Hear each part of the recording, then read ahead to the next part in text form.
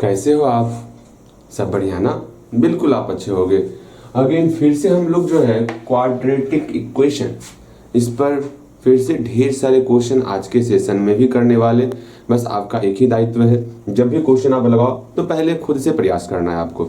और आज का क्लास स्टार्ट करने से पहले फर्स्ट ऑफ ऑल हर रोज की तरह हम लोग 5 से 7 मिनट कुछ रिवीजन करने वाले। हाँ जी, आज जो हम लोग रिवीजन करने वाले ना, वो रिवीजन करने वाले हैं लीनियर इक्वेशन इन 2 वेरिएबल्स, जिसमें हम लोग ये जानेंगे कि कोई भी अगर हमको लीनियर इक्वेशन का कोई पेयर दिया हुआ है, जैसे हमारे सामने एक प्यारा सा लीनियर इक्वेशन का पेयर दिया हुआ है। सपोज यहाँ देखोगे x + 2y = 3 and 3x + 4y = 5। ये हमारे सामने जो है लीनियर इक्वेशन का पेयर दिया हुआ है। तो हम लोग जो है इस लीनियर इक्वेशन के पेयर को किस किस मेथड से सॉल्व करते थे, आप उसको मन में दोहराओगे तो आप बोलोगे भैया इसको हम लोग ग्राफिकल मेथड का प्रयोग करके सॉल्व करते थे। बिल्कुल सही, इसको हम लोग ग्राफिकल मेथड का प्रयोग करके सॉल्व करते थे।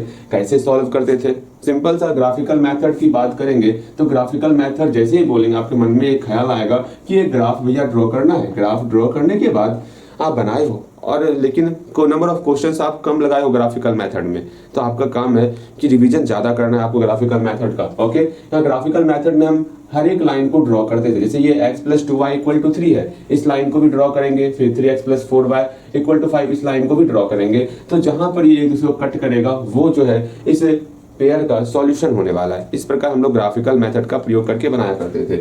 अगेन सेकंड मेथड था, बहुत ही प्यारा सा मेथड था। उस मेथड का नाम है सब्स्टिट्यूशन मेथड। शायद आपको ध्यान में होगा, सब्स्टिट्यूशन मेथड याद है ना? बिल्कुल ध्यान में होगा। सब्स्टिट्यूशन मेथड में हम लोग क्या ही करते थे भैया, इस मेथड की बात करें ना, इस मेथड में हमें पता है भैया क्या करना होता था। हम कोई सा एक इक्वेशन ले लेंगे। सपोज इसको हम लोग इक्वेशन फर्स्ट मान लिए, इसको इक्वेशन सेकंड मान लिए। सिंपल सा हम इक्वेशन फर्स्ट लेंगे, इसमें से x या y का वैल्यू अकेला करना होता था। जैसे कि इक्वेशन फर्स्ट लिए, इक्वेशन फर्स्ट में मेरा है x + 2y = 3 है, तो यहाँ से हम लोग x का वैल्यू अकेला कर लेंगे। जैसे ही x का वैल्यू अकेला करेंगे, सिंपल सा इस x के वैल्यू को दूसरे इक्वेशन में पुट करना है। जैसे इन इक्वेशन सेकंड में हम लोग पुट करेंगे, पुट x = 3 - 2y। आराम से हम लोग इक्वेशन सेकंड में जो है x की जगह पर जहां आपको x दिखेगा वहां पर हम लोग जो है x का वैल्यू पुट कर देंगे। और जैसे ही x का वैल्यू पुट करेंगे, हम लोग का y का मान यहाँ से निकल जाएगा और यहाँ से हम लोग का y का मान निकल गया। अगेन y का वैल्यू इक्वेशन थर्ड में पुट करके हम लोग x का भी वैल्यू निकाल लेंगे। इसको हम लोग, ये मेरा बहुत ही प्यारा सा मेथड था जिसका नाम था सब्स्टिट्यूशन मेथड। इस मेथड के बाद तीसरा मेथड था एलिमिनेशन मेथड। अगर ध्यान में आ रहा होगा तो एलिमिनेशन मेथड भी आपको ध्यान में रखना है। बहुत ही प्यारा मेथड एलिमिनेशन मेथड। इस मेथड में क्या ही करना होता था भैया, इस मेथड में हम लोग जो है ना, 2 इक्वेशन दिया हुआ है, दोनों इक्वेशन में किसी एक टर्म को बराबर किया करते थे। जैसे यहाँ पर 2 इक्वेशन है आपके सामने, दोनों इक्वेशन में आप मन में सोचोगे इक्वेशन फर्स्ट में किसी से मल्टीप्लाई कर दे, या तो x का टर्म बराबर हो जाए या तो y का टर्म बराबर हो जाए। तो आप बोलोगे भैया अगर हम इक्वेशन फर्स्ट में 2 से मल्टीप्लाई करेंगे तो y का टर्म बराबर हो रहा है, अगर इक्वेशन फर्स्ट में 3 से मल्टीप्लाई करेंगे तो x का टर्म बराबर हो रहा है। तो वो आप पर डिपेंड करता है आप कौन से टर्म को बराबर करना चाहते हो। तो तुरंत आप बोलोगे भैया हम का आज मन कर रहे थे का हम जो है ना x के मान को, मतलब x का टर्म को बराबर करें। तो सिंपल से आपको तो इक्वेशन फर्स्ट में 3 से मल्टीप्लाई करना होगा। किससे मल्टीप्लाई करना होगा? 3 से मल्टीप्लाई करना होगा। सिंपल सा इक्वेशन फर्स्ट में 3 से मल्टीप्लाई करोगे और घटाने के बाद कट रहा है दोनों ना, बिल्कुल सही। ये सब हम लोग पढ़े हुए हैं, कहीं कोई समस्या ना होगा। इक्वेशन फर्स्ट में 3 से मल्टीप्लाई करो, 3x + 6y = 9 हो गया। आगे नीचे में इक्वेशन था 3x + 4y = 5 हो गया। इसको सिंपल सा सब्ट्रैक्ट करेंगे तो सिंबल चेंज होता है, ये कैंसिल आउट, और आराम से इसको सॉल्व करके हम लोग यहाँ से y का वैल्यू निकाल सकते हैं। कितना हो जाएगा? 4/2 हो जाएगा और यहाँ मेरा y का वैल्यू 2 निकल गया। ऐसा ढेर सारा क्वेश्चन बनाए हुए हम लोग। फिर y का मान किसी अदर इक्वेशन में पुट करके हम लोग x का भी वैल्यू निकाल सकते। इस प्रकार हम लोग ग्राफिकल, सब्स्टिट्यूशन, एलिमिनेशन मेथड का प्रयोग करते थे। एक और था जिसका प्यारा सा नाम था क्रॉस मल्टीप्लिकेशन मेथड। क्या ध्यान में है cross multiplication method? Cross multiplication method किस प्रकार से हम लोग प्रयोग करते थे? इक्वेशन मिटा दिए हम लोग? नहीं, इक्वेशन नहीं मिटाना था। अब एक बात हमेशा ध्यान में रखना, जब भी हम लोग क्रॉस मल्टीप्लिकेशन मेथड का प्रयोग करेंगे, ठीक है, जब भी हम लोग क्रॉस मल्टीप्लिकेशन मेथड का प्रयोग करेंगे, पहले भैया क्रॉस मल्टीप्लिकेशन लिखिए तो सही। अच्छा ठीक है, मल्टीप्लिकेशन, क्रॉस मल्टीप्लिकेशन मेथड। जब भी आप क्रॉस मल्टीप्लिकेशन मेथड की बात करोगे तो हमेशा ध्यान में रखना है जो भी मेरा कांस्टेंट टर्म है वो बराबर के एक ही साइड होना चाहिए। मतलब उसको पास में रखना है, सारे टर्म को एलएचएस में रखना है। ठीक है, बातें समझ में आ गई। तो हम लोग जब भी क्रॉस मल्टीप्लिकेशन मेथड का प्रयोग करें तो हम लोग कोशिश करेंगे जितना भी कांस्टेंट टर्म है उसको एक तरफ लाने का प्रयास करेंगे। x + 2y - 3 = 0 and 3x + 4y - 5 = 0। अब आराम से हम लोग क्या ही करेंगे वो आपको पता है, ठीक है। यहाँ पर हम लोग a1 वेयर a1 क्या है, a2 क्या है, b1 क्या है, b2 क्या है और c1 क्या है, c2 क्या है, इसको लिखने का काम करने वाले। अब हम लोग देखते हैं क्या करते, या तो इसको लिखो या तो राइट फॉर्मूला पुट करोगे, जो आपकी इच्छा होगी वो करना है आपको। बताओ क्या ही करते, पहले लिख लेते हैं। a1 का मान 1 है, a2 का मान 3, b1 का मान 2 है, b2 का मान 4, c1 का मान -3 है, c2 का मान -5, ठीक है।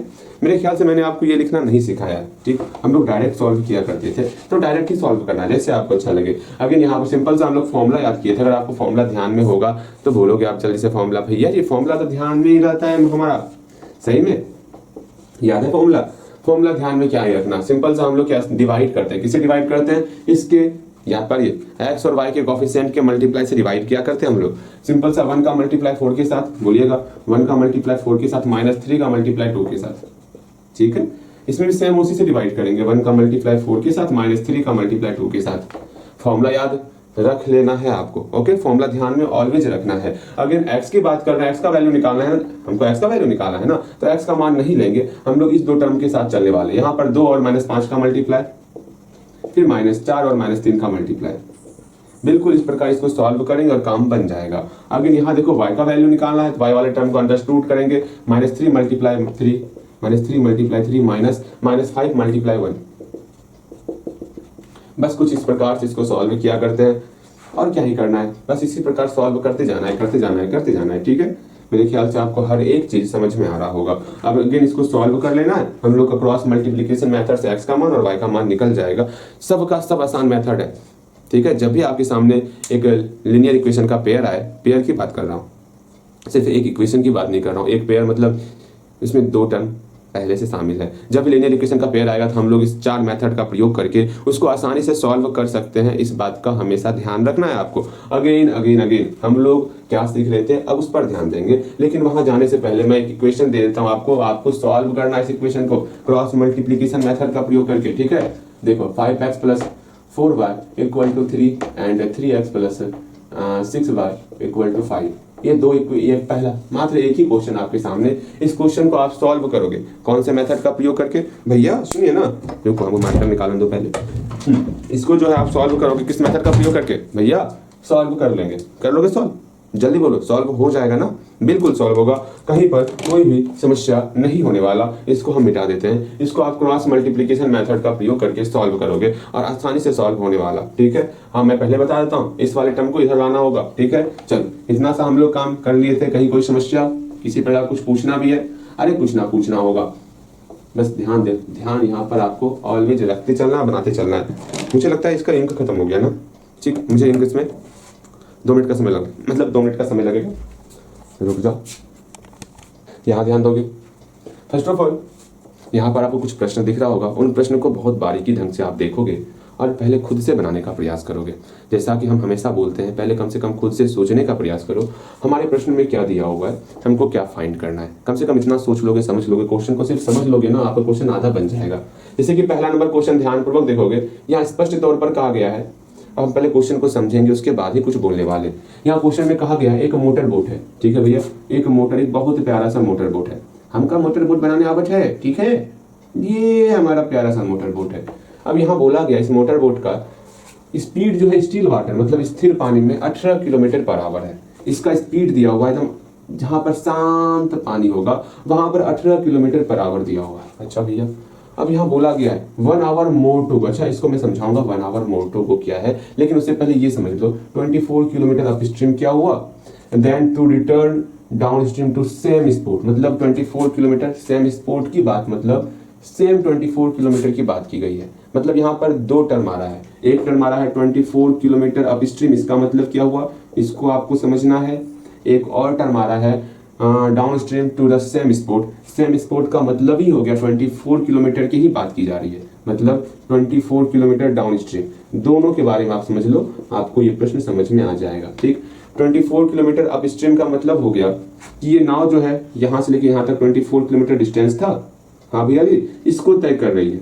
और डाउन स्ट्रीम का मतलब क्या हुआ, सेम 24 किलोमीटर डाउन स्ट्रीम जा रही है। भैया फर्स्ट ऑफ ऑल हमका समझ में ना आवत है। अच्छा समझ में नहीं आ रहा, फिर से समझो यहाँ पर जैसे ये नाव था ना, हाँ भैया नाव था ये, हम जानते हैं नाव अगर ऊपर की तरफ जाएगी उसको हम लोग अप स्ट्रीम कहते हैं। हाँ भैया अप स्ट्रीम के कंडीशन में ये 24 किलोमीटर चल रही है, ठीक है। सेम आपका जब नाव नीचे की तरफ आएगी, सेम वो जो है 24 किलोमीटर जो है वो डाउन स्ट्रीम के कंडीशन में हो जाएगा। डाउन स्ट्रीम का मतलब ही हो गया धारा के साथ आना। धारा के साथ कितना आ रहा है भैया जी, धारा के साथ 24 किलोमीटर आ रहा है। ये आपका सेकंड कंडीशन दिया हुआ है। पहला कंडीशन क्या दिया हुआ है, धारा के साथ ऊपर जाना, धारा के साथ ऊपर जा रहा है, ये मेरा पहला कंडीशन दिया हुआ है। दोनों कंडीशन के लिए समझो, दोनों कंडीशन के लिए हम लोग टाइम निकाल लेंगे। भैया टाइम कैसे निकालेंगे, ये पूछने वाली बात है, टाइम कैसे निकालना है। हम लोग जानते हैं ना टाइम कैसे निकालते, याद पारो, डिस्टेंस अपॉन स्पीड, इस प्रकार हम लोग टाइम निकालते। बिल्कुल सही, दोनों कंडीशन के लिए आपको टाइम निकालना है। टाइम निकालोगे दोनों कंडीशन के लिए। टाइम क्या होता है दोनों कंडीशन का, आप बोलोगे भैया कोई सा कंडीशन रहे, हम जानते हैं टाइम क्या होता है। सिंपल से टाइम कैसे निकालते हैं, डिस्टेंस में, बोलो मेरे साथ, डिस्टेंस में अगर हम लोग स्पीड से डिवाइड कर देंगे तो टाइम निकल जाएगा। हम लोग फॉर्मूला पढ़े हुए, अरे क्यों भूल जाते हो उस फॉर्मूले को, जिस फॉर्मूले से आपका ये प्रश्न आसान बनने वाला होता है। नहीं भूलना है उस फॉर्मूले को। भैया वो प्यारा सा फॉर्मूला क्या था, डिस्टेंस बराबर, हम लोग बहुत प्यारा सा फॉर्मूला सीखे थे कि स्पीड इनटू टाइम होता है। मतलब हम बाइक को 50 किलोमीटर पर आवर के स्पीड से अगर 2 घंटे चलाते हैं तो टोटल कितना डिस्टेंस हो जाएगा, तो इसी फॉर्मूले से निकालेंगे। स्पीड हमारा 50 किलोमीटर पर आवर और डिस्टेंस टाइम हमारा 2 आवर्स, तो आराम से दोनों को मल्टीप्लाई करेंगे तो हम लोग का डिस्टेंस निकल जाने वाला। तो इस फॉर्मूले को कभी ना भूलना है, डिस्टेंस बराबर स्पीड इनटू टाइम होता है। यहाँ से टाइम को अकेला करेंगे तो डिस्टेंस में हमको, डिस्टेंस में मेरा स्पीड से डिवाइड हो जाएगा। सेम वही चीज, डिस्टेंस में हम लोग स्पीड से डिवाइड कर रहे हैं, लेकिन यहाँ पर स्पीड किसका है, स्पीड मेरा अप स्ट्रीम की कंडीशन में है, speed of up stream, speed of up stream,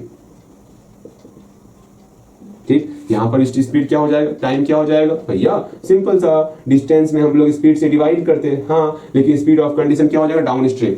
ठीक है भैया, ये तो हम समझ गए, बातें आपकी समझ में आ गई है। बस दोनों कंडीशन निकालेंगे और ये क्या फंडा है भैया उसको भी समझ लेंगे, तो हम लोग का क्वेश्चन क्रिएट, मतलब क्वेश्चन बन जाएगा, अच्छे समझ में आ जाएगा। पहले इतना दर्शाते हैं तो आप बोलोगे भैया लिखिए कैसे, बनाए कैसे, यही सब क्वेश्चन आपका रिपीट भी करना होता है कंटिन्यू। 16 में पूछ दिया, 17 में पूछ दिया, 18 में पूछ दिया, भैया जी और भी पूछा होगा, आप पूरा क्वेश्चन बैंक चेक ही नहीं करते। अरे मेरा क्या है, आराम से 2-3 ईयर का क्वेश्चन बैंक चेक कर लेना होता है, बाकी तो बन ही जाएगा। हमको सिर्फ मतलब होता है कि आपको हर एक टाइप का सवाल बताए हैं या नहीं बताए, हमको सिर्फ पढ़ाने से मतलब है, ठीक है। कितनी ईयर पूछा गया वो तो बात की बात है, वो तो हम लोग बाद में देखेंगे, लेकिन हाँ हर एक टाइप का सवाल अगर नहीं बना होगा तब तक हम लोग पढ़ाते चलेंगे पढ़ाते चलेंगे पढ़ाते चलेंगे। इस बात को समझ के चलना, चाहे एग्जाम में क्वेश्चन पूछा जाए या नहीं पूछा जाए, ठीक। यहाँ देखो पहला नंबर क्वेश्चन ध्यान से देखोगे और समझोगे, ठीक है। पहले नंबर क्वेश्चन में ये स्पष्ट तौर पर कहा गया है कि कोई मोटर बोट है। हाँ भैया मोटर बोट है। जब भी मोटर बोट का क्वेश्चन आएगा तो आपको 4 चीज सोच के चलना होता है। पहला क्या, स्पीड ऑफ स्ट्रीम क्या दिया होगा। हाँ भैया हम सिखाए हुए, जब भी मोटर बोट का, जब भी बोट वाला क्वेश्चन आएगा तो आपके मन में ये सवाल आना ही आना चाहिए। आप प्रश्न से पूछो, हाँ बताइएगा स्पीड ऑफ स्ट्रीम क्या है, सवाल क्वेश्चन से ही प्रश्न पूछना है। स्पीड ऑफ स्ट्रीम कितना दिया हुआ है, अगेन ये पूछने के बाद ये पूछोगे speed of boat in still water कितना दिया हुआ है, क्वेश्चन से पूछोगे कि हाँ जी बताइए ना speed of boat in still water कितना दिया हुआ है। क्वेश्चन आपको चीख चीख के बताएगा, नहीं बताएगा तो आप ढूंढोगे उसको। अगेन फिर ये पूछोगे अप स्ट्रीम के कंडीशन में स्पीड क्या है, टाइम क्या, ये पूछोगे आपको।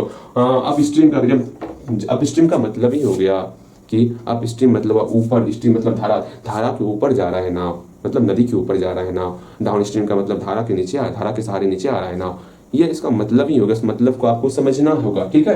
अप स्ट्रीम के कंडीशन में आपको ये समझना होगा स्पीड क्या दिया हुआ है, ठीक है। डाउन स्ट्रीम में स्पीड क्या दिया हुआ है, टाइम क्या दिया हुआ है, इसको समझना होगा, ठीक है। अगर ये समझ जाओगे तो फिर क्या कंडीशन है, ठीक है।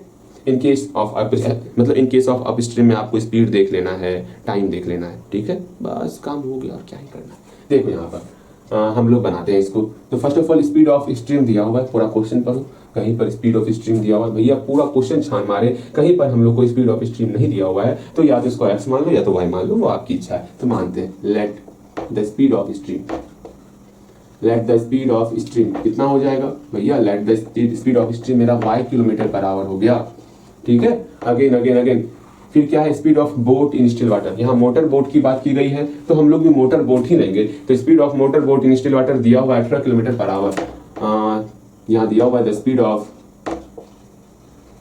ऑफ मोटर बोट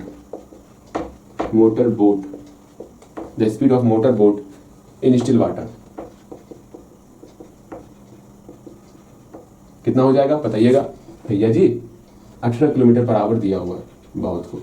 अगेन यहाँ पर मेरा दो कंडीशन चलेगा, एक अप स्ट्रीम का एक डाउन स्ट्रीम का। लिखिएगा on A case of, in A case of up stream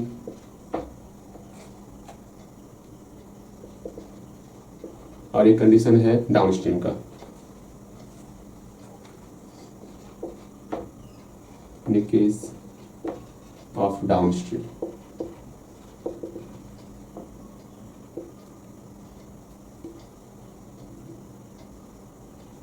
ठीक है। दोनों की कंडीशन में आपको स्पीड निकालना है, डिस्टेंस क्या है, टाइम क्या है, इस पर विचार करना है।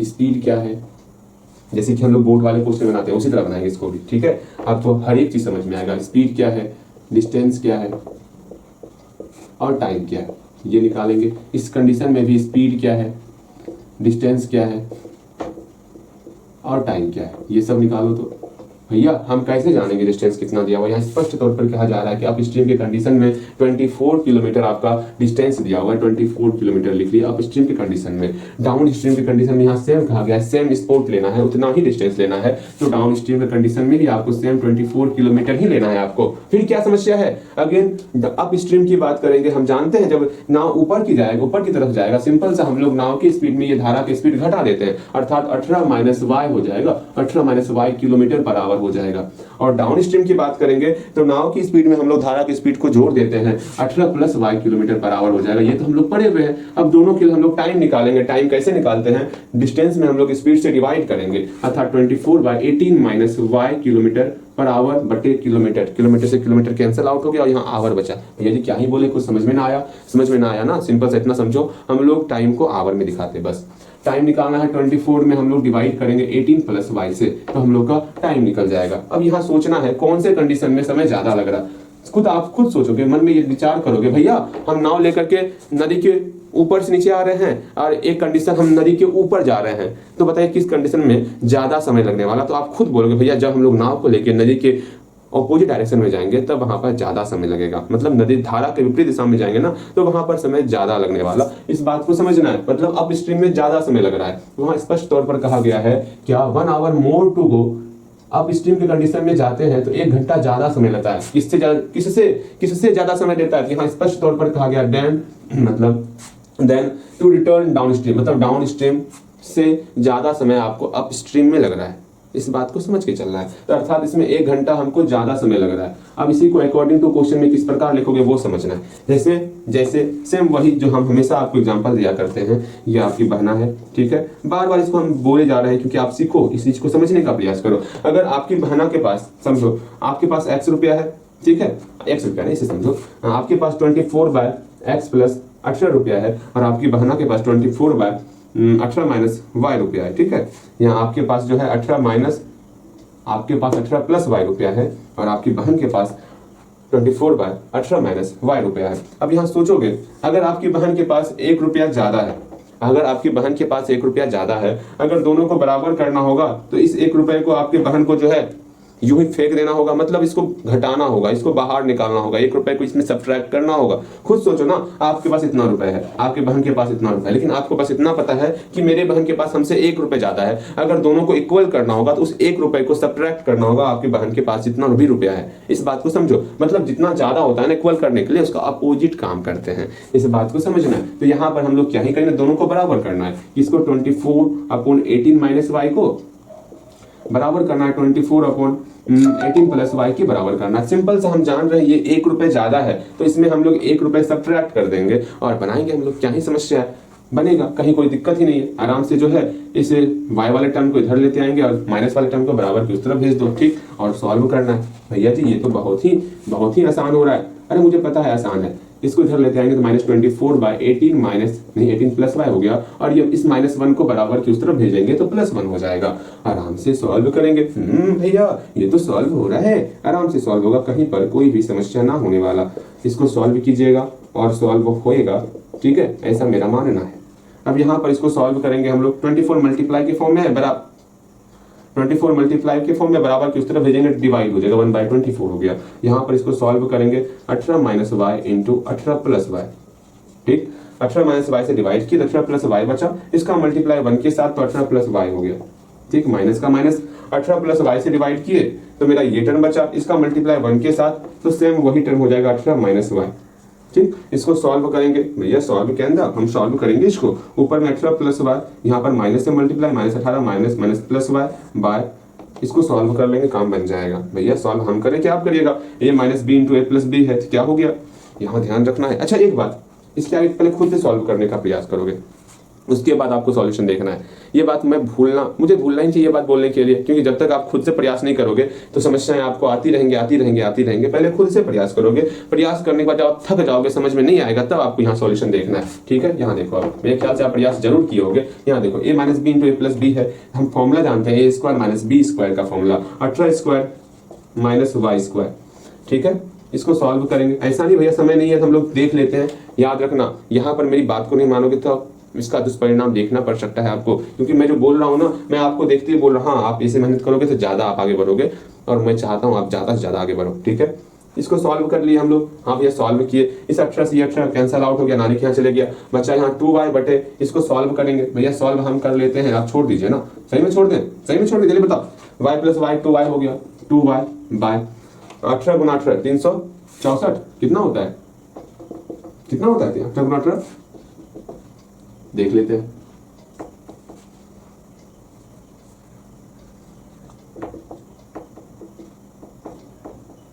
324 होता है, सॉरी। ठीक, 324 हम लोग गलती कर दिए थे, 364 लिख दिए थे, नहीं 324 होता है। ओके, यहाँ देखो, अगेन माइनस वाई स्क्वायर, भैया मल्टीप्लाई करके लिखा कीजिए, हाँ वो अपने मन से मत लिखा कीजिए। ठीक है, यहाँ देखो, अगेन इसको सॉल्व करेंगे, मल्टीप्लाई होगा, इसका मल्टीप्लाई इधर होगा, तो 24 गुना 2y कितना होगा 48y इक्वल टू, इसका मल्टीप्लाई करेंगे तो हम लोग का 324 माइनस वाई स्क्वायर हो गया, सबको एक तरफ लाएंगे, ये माइनस वाई स्क्वायर है, बराबर किस तरफ लाएंगे तो प्लस वाई स्क्वायर हो गया, यहाँ पहले से प्लस 48y है, इस माइनस मतलब प्लस 324 को बराबर किस तरफ लाएंगे तो माइनस 324 हो जाएगा इक्वल टू 0। बस इसको सॉल्व कर लेना है। आप खुद सोचो भैया कैसे सॉल्व करेंगे, ये हमारा तो क्वाड्रेटिक इक्वेशन के फॉर्म में आ गया। हमारे पास ढेर सारा मेथड है सॉल्व करने का, एक है फैक्टराइजेशन मेथड, दूसरा है परफेक्ट स्क्वायर मेथड, तीसरा है क्वाड्रेटिक फॉर्मूला का। पहले हम लोग फैक्टराइजेशन का प्रयोग करके देखेंगे, अगर सॉल्व नहीं होगा तब जाकर के हमको क्वाड्रेटिक फॉर्मूला या फिर परफेक्ट स्क्वायर की तरफ जाना है, इस बात को समझना। तो 324 को हम लोग सॉल्व करेंगे, पहले देखते हैं क्या 48 को हम लोग डिस्ट्रीब्यूट, पहले आप खुद से प्रयास करोगे, प्रयास खुद से करना है, प्रयास करने के बाद अगर नहीं बनेगा तो मैं हूं ना, मैं मतलब तब जाके आपको सॉल्यूशन देखना है। ओके, बोलो हाँ भैया ठीक है। यहाँ देखो, अगेन 2 1 जा 2 6 5 56, ठीक है, हाँ जी, 4 गुने 8 8 28 नहीं होगा, 28 दूनी 56 माइनस 4, ये भी नहीं हुआ। सोचना होगा, आप सोचोगे तभी हो पाएगा, ठीक है ना, हम भी सोच रहे हैं, आप भी सोचो। 32 साल नहीं होता, 89 होता, नहीं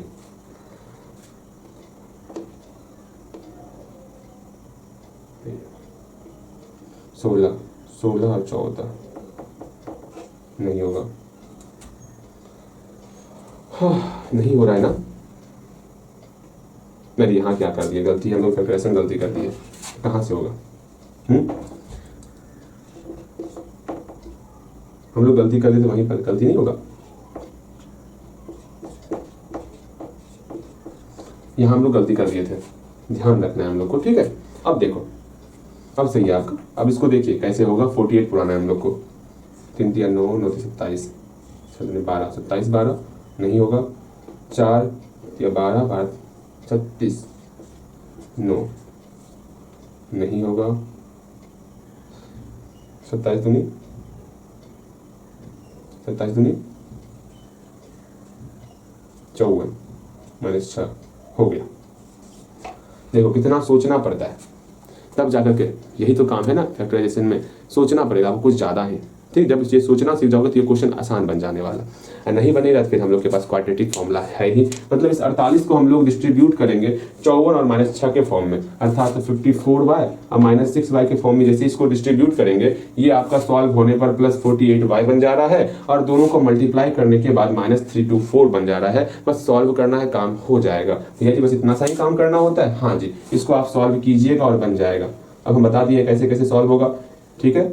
सॉल्व कर दें क्या भैया, सॉल्व क्या ही कीजिएगा, सॉल्व हम कर लेंगे, इसको मिटा रहे हैं, ठीक है। देखो कैसे सॉल्व करते हैं, सॉल्यूशन भी देख ही लो आप भी क्या देखोगे भैया कितने अच्छे हैं।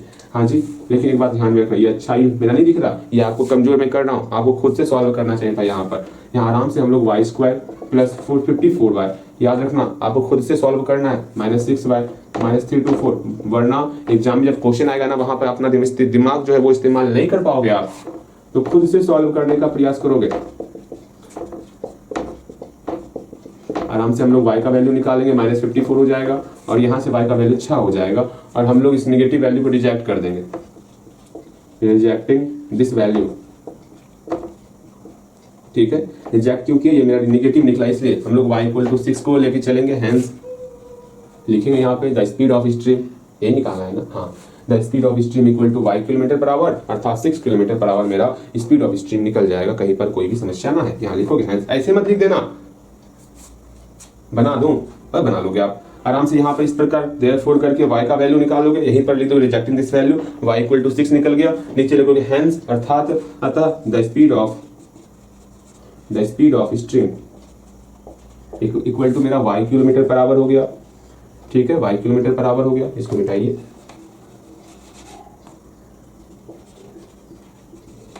y का वैल्यू कितना है 6 ना, यहाँ 6 km/h मेरा स्पीड ऑफ स्ट्रीम निकल गया है। अगेन यहाँ ध्यान दोगे, second number third number question पहले ट्राई करोगे, इसको हम लोग कल देखने वाले, ठीक है। इसको आप ट्राई करोगे, आज इतना ही रखते, कल देखेंगे हम लोग इसको, और कोशिश करना इसको पहले खुद से ट्राई करने का। बहुत आसान क्वेश्चन है, आसानी से बनेगा, ठीक है। ये ट्रेन वाला क्वेश्चन तो बताने का मेरा इच्छा नहीं करता। हाँ, इस बार देख लो डिस्टेंस दोनों का चेंज है, दोनों का डिस्टेंस चेंज है। एक कंडीशन में आपका 63 किलोमीटर है, अगेन सेकंड कंडीशन में आपका 72 किलोमीटर है। ऐसा आप समझ के चलना कहाँ पर क्या करना है। डिस्टेंस चेंज है आपका, स्पीड x km/h और दूसरे के लिए स्पीड मेरा 6 km/h मोड है, मतलब x + 6 हो जाएगा। दोनों के कंडीशन में टाइम निकालोगे, टाइम निकालने के बाद यहाँ टोटल टाइम मेरा 3 आवर्स हो रहा है, दोनों टाइम को ऐड करोगे 3 के बराबर हो जाएगा। वहां से आप x का मतलब वहां से आप क्वाड्रेटिक इक्वेशन निकालोगे और बन जाएगा। ये भी आपका बन जाने वाला, ये शॉपकीपर वाला ही बनाओगे। पहले कंडीशन में आपका दिया होगा 80 रुपए, कुछ बुक्स का प्राइस है। एक और कंडीशन दिया होगा, अगर 4 किताब अधिक खरीदेंगे तो नया कॉस्ट मेरा जो है ये हम बताएंगे आपको, ठीक है। यहाँ पर इसको बताना ही पड़ेगा, सेकंड नंबर क्वेश्चन को फिर प्रयास करना है, कर सकते हो, कल देखते हैं हम लोग, ठीक है। चलो, यहाँ पर जरूर आप प्रयास किए होगे, second number question third number question बनाने का प्रयास जरूर ही किए होगे। हाँ जी, वैसे हम लोग जो है बीच में 2 दिन क्लास नहीं कर पाए थे, आपको ये जान करके बहुत खुशी हुआ होगा, भैया जी आप 2 दिन क्लास नहीं किए। हाँ जी, 2 दिन क्लास नहीं किए थे किसी कारणवश। अब यहाँ ध्यान दोगे, फर्स्ट ऑफ ऑल हम क्या बात कर रहे थे, आपने ये 2 नंबर और 3 नंबर पर प्रयास किया ना। मैंने कल इससे पहले वाले क्लास में मैंने कहा था कि आपको ये 2 नंबर और 3 नंबर कम से कम प्रयास करना है बनाने का। बन गया तो अच्छी बात, नहीं बनेगा तो मैं हूं ना, परेशान क्यों होना, मैं हूं ना, बस इतना ध्यान में रखना है, परेशान नहीं होना है आपको। अगेन सेकंड नंबर क्वेश्चन बस ध्यान से देखोगे आप, सेकंड नंबर क्वेश्चन में क्या दिया हुआ है, क्या फाइंड करना है, कम से कम क्वेश्चन को पढ़ करके इतना समझने का प्रयास जरूर करोगे, ठीक है। अब ये आप समझ के चलना, ठीक है। Chapter number 1st, 2nd, 3rd, 4th, ये आपका चैप्टर नंबर 4th चल रहा है, और चैप्टर नंबर 4th जैसे ही क्लियर होगा हम लोग का पहला फेज कंप्लीट होगा मैथ का। और अभी जो ये आपका समय चल रहा है ना चैप्टर 4, इसमें हम लोग 1 से 1 क्वेश्चन करने वाले हैं, इस बात को समझ के चलना, ठीक है।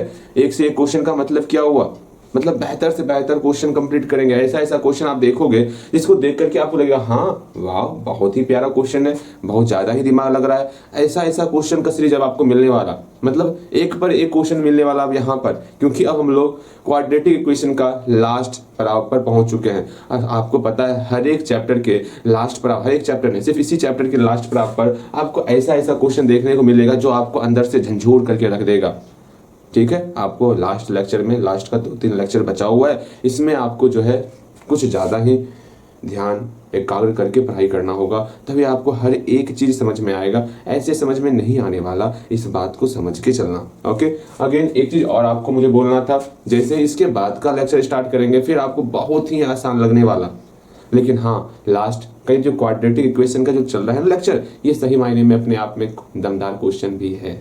इस बात को समझना अपने आप में ही अलग वैल्यू रखता। अगर इसको ध्यानपूर्वक पढ़ लोगे ना तो मैथ में जो आनंद होता है उसकी प्राप्ति उच्च स्तर पर होने लगेगी। ठीक है, यहाँ ध्यान दो। अगेन अगेन अगेन हम लोग जो है पहले नंबर क्वेश्चन को बेहतर तरीके से कंप्लीट कर चुके हैं। ठीक है, again second number question, third number question, इसको देखते हैं। बस आपको अपने कैलकुलेशन को कुछ ज्यादा ही अच्छे तरीके से करना है। एक बात ध्यान में रखना, कैलकुलेशन तभी सही बनेगा जब ध्यान एक जगह एकाग्र रहेगा। कभी कभी मेरा भी कैलकुलेशन गलत हो जाता। कब गलत होता? जब हम अपने ध्यान को भटका देते। ध्यान भटक कैसे जाता आपका? भैया जी आप तो पढ़ा रहे होते हैं, ध्यान भटक कैसे जाता?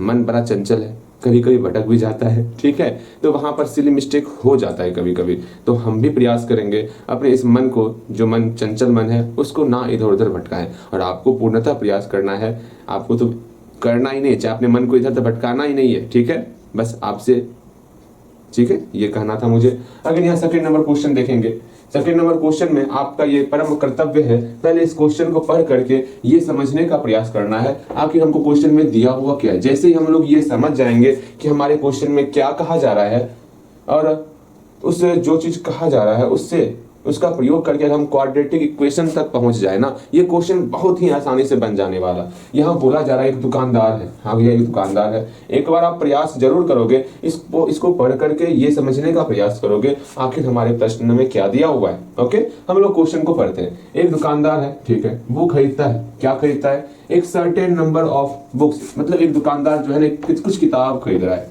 कुछ किताब क्या खरीद रहा है? खरीद रहा है। ओके भैया खरीद रहा है कुछ किताब। कितना खरीद रहा है? नंबर ऑफ बुक्स मान लीजिए एक्स है, नंबर ऑफ बुक्स एक्स है। हमको नहीं पता कितना बुक्स है, लेकिन नंबर ऑफ बुक्स जो है वो एक्स है। एक्स बुक्स का मतलब कुछ एग्जांपल भी लेके चलेंगे नीचे में, क्योंकि बिना एग्जांपल का हमका समझ में ही ना आवत है। मतलब यहाँ पर हमको नंबर ऑफ बुक्स नहीं दिया हुआ, अपने मन से एग्जाम्पल मान लेते हैं। चलो वो दुकानदार जो है 5 किताब खरीद रहा है। कितना किताब खरीद रहा है? 5 किताब खरीद रहा है। ठीक, फिर बोला गया सर्टेन नंबर ऑफ बुक्स जो खरीदता है वो 80 रुपए में खरीदता है। मतलब इस एक्स किताब को वो कितने रुपए में परचेज कर रहा है? वो 80 रुपए में परचेज कर रहा है। अर्थात इस 5 बुक को वो 80 रुपए में परचेज कर रहा है। एग्जाम्पल लेके चल रहे हैं, क्योंकि बिना एग्जाम्पल लिए हमका समझ में ही ना आवत है। बिल्कुल सही। अगेन यहाँ पर ये मेरा पहला कंडीशन कंप्लीट हो गया। अब सेकेंड कंडीशन बहुत ही प्यारा कंडीशन दिया हुआ है, if he buy 4 more books than new cost price of each book। ये बहुत ही प्यारा टर्म है, यहाँ से पढ़ोगे new cost price of each book. इसका मतलब अगर समझ जाओगे ना, ये क्वेश्चन बहुत आसान हो जाने वाला। मैंने क्या लिखा? The new cost price of each book, मतलब new cost price, new CP of each book. CP का मतलब कॉस्ट प्राइस हुआ, मतलब हर एक बुक का सीपी किस प्रकार निकालते हैं। अगर इसको निकालना सीख जाओगे, समझ लो आप सीख चुके हो। जैसे समझोगे, एग्जाम्पल यहाँ पर लिए थे ना, अगर 5 किताब का मूल्य 80 रुपया है तो हर एक किताब का मूल्य कितना होगा, अगर ये निकालना सीख जाओगे ये क्वेश्चन आसानी से बन जाने वाला, कहीं कोई समस्या नहीं होने वाला। अच्छा इसी का बताओ, आपके पास 5 किताब है जिसका कीमत 80 रुपए है। अगर मैं कहूंगा तो एक किताब का कीमत कितना होगा, आप बताओगे सीपी ऑफ ईच बुक कितना होने वाला, प्राइस ऑफ ईच बुक कितना होने वाला। ठीक है, तो आप तुरंत बोलोगे भैया प्राइस ऑफ ईच बुक, ठीक है, प्राइस कितना होने वाला, प्रत्येक किताब का प्राइस कितना होने वाला। तो तुरंत आप 80 में 5 से जैसे ही डिवाइड करोगे तो जो भी वैल्यू निकलेगा, हाँ जी, जो भी वैल्यू निकलेगा वो हर एक किताब का आपके पास वैल्यू आ जाने वाला। अर्थात आपको जो है टोटल प्राइस ऑफ बुक में जो है नंबर ऑफ बुक से डिवाइड करना होता है, तो हम लोग का एक किताब का कीमत निकल जाता है। ये तो आपको पता है। तो यहाँ पर हम लोग बोल सकते हैं प्राइस ऑफ ईच बुक कितना हो जाएगा। प्राइस ऑफ ईच बुक कैसे निकाले, ये पता चला आपको? बिल्कुल आप निकाल सकते हो प्राइस ऑफ ईच बुक। तो प्राइस ऑफ ईच बुक कैसे निकालेंगे? टोटल अमाउंट ऑफ प्राइस में, अर्थात टोटल अमाउंट 80 रुपए है, उसमें नंबर ऑफ बुक्स से डिवाइड कर देंगे तो हम लोग का प्राइस ऑफ ईच बुक निकल जाएगा। अर्थात नंबर ऑफ बुक्स कितना है? 5 है, 5 से डिवाइड किए, हम लोग का ये कटी छटी गया, 5 एकम 5, हाँ भैया 3, 5 के 30, अर्थात 16 रुपए हर एक किताब का कीमत, मतलब हर एक किताब का कीमत निकाल चुके हैं 16 रुपए। इसी प्रकार हमको जो है प्राइस ऑफ ईच बुक निकालना होता है। अर्थात इस टर्म का मतलब समझ गए इसको किस प्रकार निकालते? अच्छा ठीक है भैया, अभी छोड़िए ये सारी बातें, हम सेकंड कंडीशन पर ध्यान देंगे कि सेकंड कंडीशन पर क्या कहा जा रहा है। यहाँ कहा जा रहा है if he buy 4 more books, अगर वह जो है 4 किताब और अधिक खरीदता, मतलब अगर वो 4 किताब, यहाँ पर सपना देखा जा रहा है, अगर वो 4 किताब अधिक खरीदता, मतलब अभी एक्स किताब खरीद रहा है, अगर वो 4 किताब अधिक खरीद लेता, उस कंडीशन में बोला गया है कि 1 रुपए कम हो जाता प्राइस ऑफ ईच बुक। मतलब पहले हमको दोनों का प्राइस ऑफ ईच बुक निकालना होगा, या फिर आप बोल सकते हो सीपी ऑफ ईच बुक, जो आपको बोलना है। दोनों एक ही चीज है, प्राइस ऑफ ईच बुक बोलिए या फिर cost price of each book बोलिए, दोनों सेम चीज है। जल्दी से बताइएगा दोनों के लिए प्राइस ऑफ ईच बुक कितना हो जाएगा, तो तुरंत आप बोलोगे मेरे प्यारे भैया हमको आप सिखा दिए हैं कि प्राइस ऑफ ईच बुक कैसे निकालते, टोटल अमाउंट में नंबर ऑफ बुक्स से डिवाइड कर देंगे तो प्राइस ऑफ ईच बुक निकल जाएगा। अर्थात प्राइस ऑफ ईच बुक कैसे निकालना होता है, प्राइस ऑफ ईच बुक बहुत प्यारे तरीके से जो है हम लोग क्या करेंगे, टोटल नंबर ऑफ अमाउंट में हम लोग नंबर ऑफ बुक्स से जैसे डिवाइड करेंगे तो प्राइस ऑफ ईच बुक निकल जाएगा। इसका भी सेकंड कंडीशन के लिए ही अगर मैं बोलूं बताइएगा प्राइस ऑफ ईच बुक कैसे निकालेंगे, तो तुरंत आप बोलोगे भैया प्राइस ऑफ ईच बुक ही निकालना है ना। सिंपल सा टोटल अमाउंट कितना है इसका, टोटल अमाउंट इसका है total amount if he buy 4 more books then new cost price, मतलब अगर वो 4 किताब अधिक खरीद लेता उतने ही रुपए में, ठीक है। यहाँ पर आपका हाइड किया हुआ है, सेम वही प्राइस है।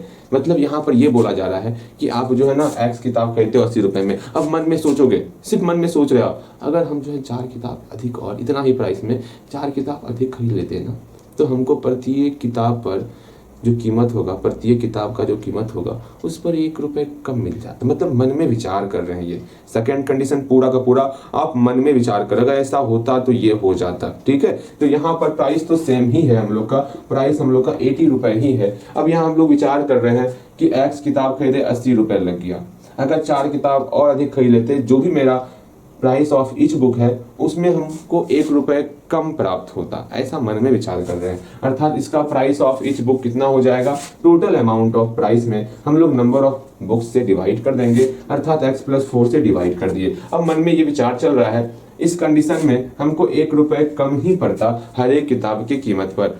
फिर से आपको वही ध्यान में रखना है, हम है ये हमारा बहना है। अगर हमारे पास टोटल जो है इतने रुपए हैं, कितने रुपए हैं, 80/x रुपए हैं, हमारी बहना के पास 80/x + 4 रुपए हैं।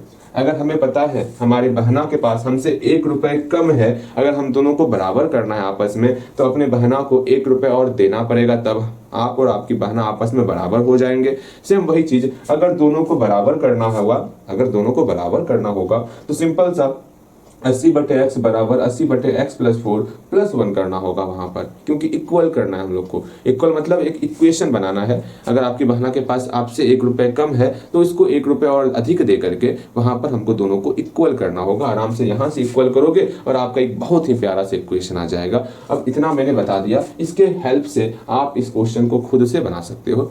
तो प्रयास करोगे खुद से बनाने का, बनेगा आपसे, नहीं बनेगा तो मैं हूं ना, मैं बताऊंगा। यहाँ देखो कैसे बनाते हो, वो देखो, ठीक है।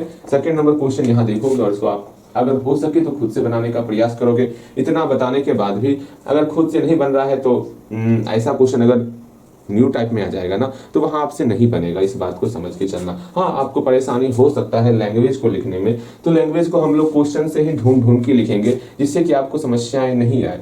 यहाँ पर नंबर ऑफ बुक्स को हम लोग x माने हैं ना, हाँ बिल्कुल, तो हम लोग मान ही लेते हैं find the number of books. देख लो, जिसको हमको x मानना होता अक्सर वो मेरे फाइंड में लिखा होता, इस बात को समझ के चलना। तो हम मान लेते हैं let the number of books, मतलब सिर्फ इतना ही लिखो, let the number of books equal to x।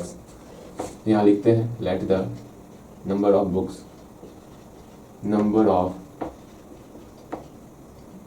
Equal to x। हम लोग नंबर ऑफ बुक्स को मान चुके हैं, ठीक है। आगे हम लोग ये बोलेंगे, क्या बोलेंगे समझिएगा। सिंपल सा मेरा मन कर रहा है अकॉर्डिंग टू क्वेश्चन लिख देने का, लेकिन नहीं, चलो हम लोग सबके लिए बारी बारी से, वरना इस चीज को आप दर्शा सकते हो। यहाँ पर इस चीज को पूरा को हूबहू यहाँ पर दर्शा सकते हो, दर्शा ही देते हैं, ठीक है। Again first condition,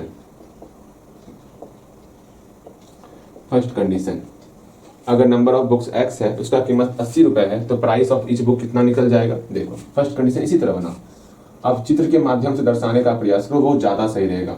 number of number of books कितना दिया हुआ है, total number of books x है, जिसका टोटल प्राइस कितना है, टोटल प्राइस 80 रुपए है, यहाँ दिखा दिए। अगर यहीं पर सेकंड कंडीशन दिखा दोगे, सेकंड कंडीशन अगर आप चाहते हो ड्रॉ के माध्यम से नहीं दिखाए तो वो भी मुझे बताओगे, हम पूरा का प्रॉपर लैंग्वेज वहां पर लिख देंगे, ठीक है। यहाँ नंबर ऑफ सेकंड कंडीशन क्या हो गया, अगर हम लोग 4 किताब अधिक खरीदते, मतलब नंबर ऑफ बुक्स कितना दिया हुआ है, नंबर ऑफ बुक हम लोग के पास x+4 दिया हुआ रहता, उस कंडीशन में हम लोग को टोटल 80 रुपए ही पेड करने होते। दोनों के लिए प्राइस ऑफ ईच बुक निकाल लेना है। अच्छा, प्रत्येक किताब के लिए प्राइस क्या हो जाएगा वो निकालेंगे, अर्थात प्राइस ऑफ, कॉस्ट प्राइस भी बोल सकते हो, प्राइस ऑफ ईच बुक कितना हो जाएगा।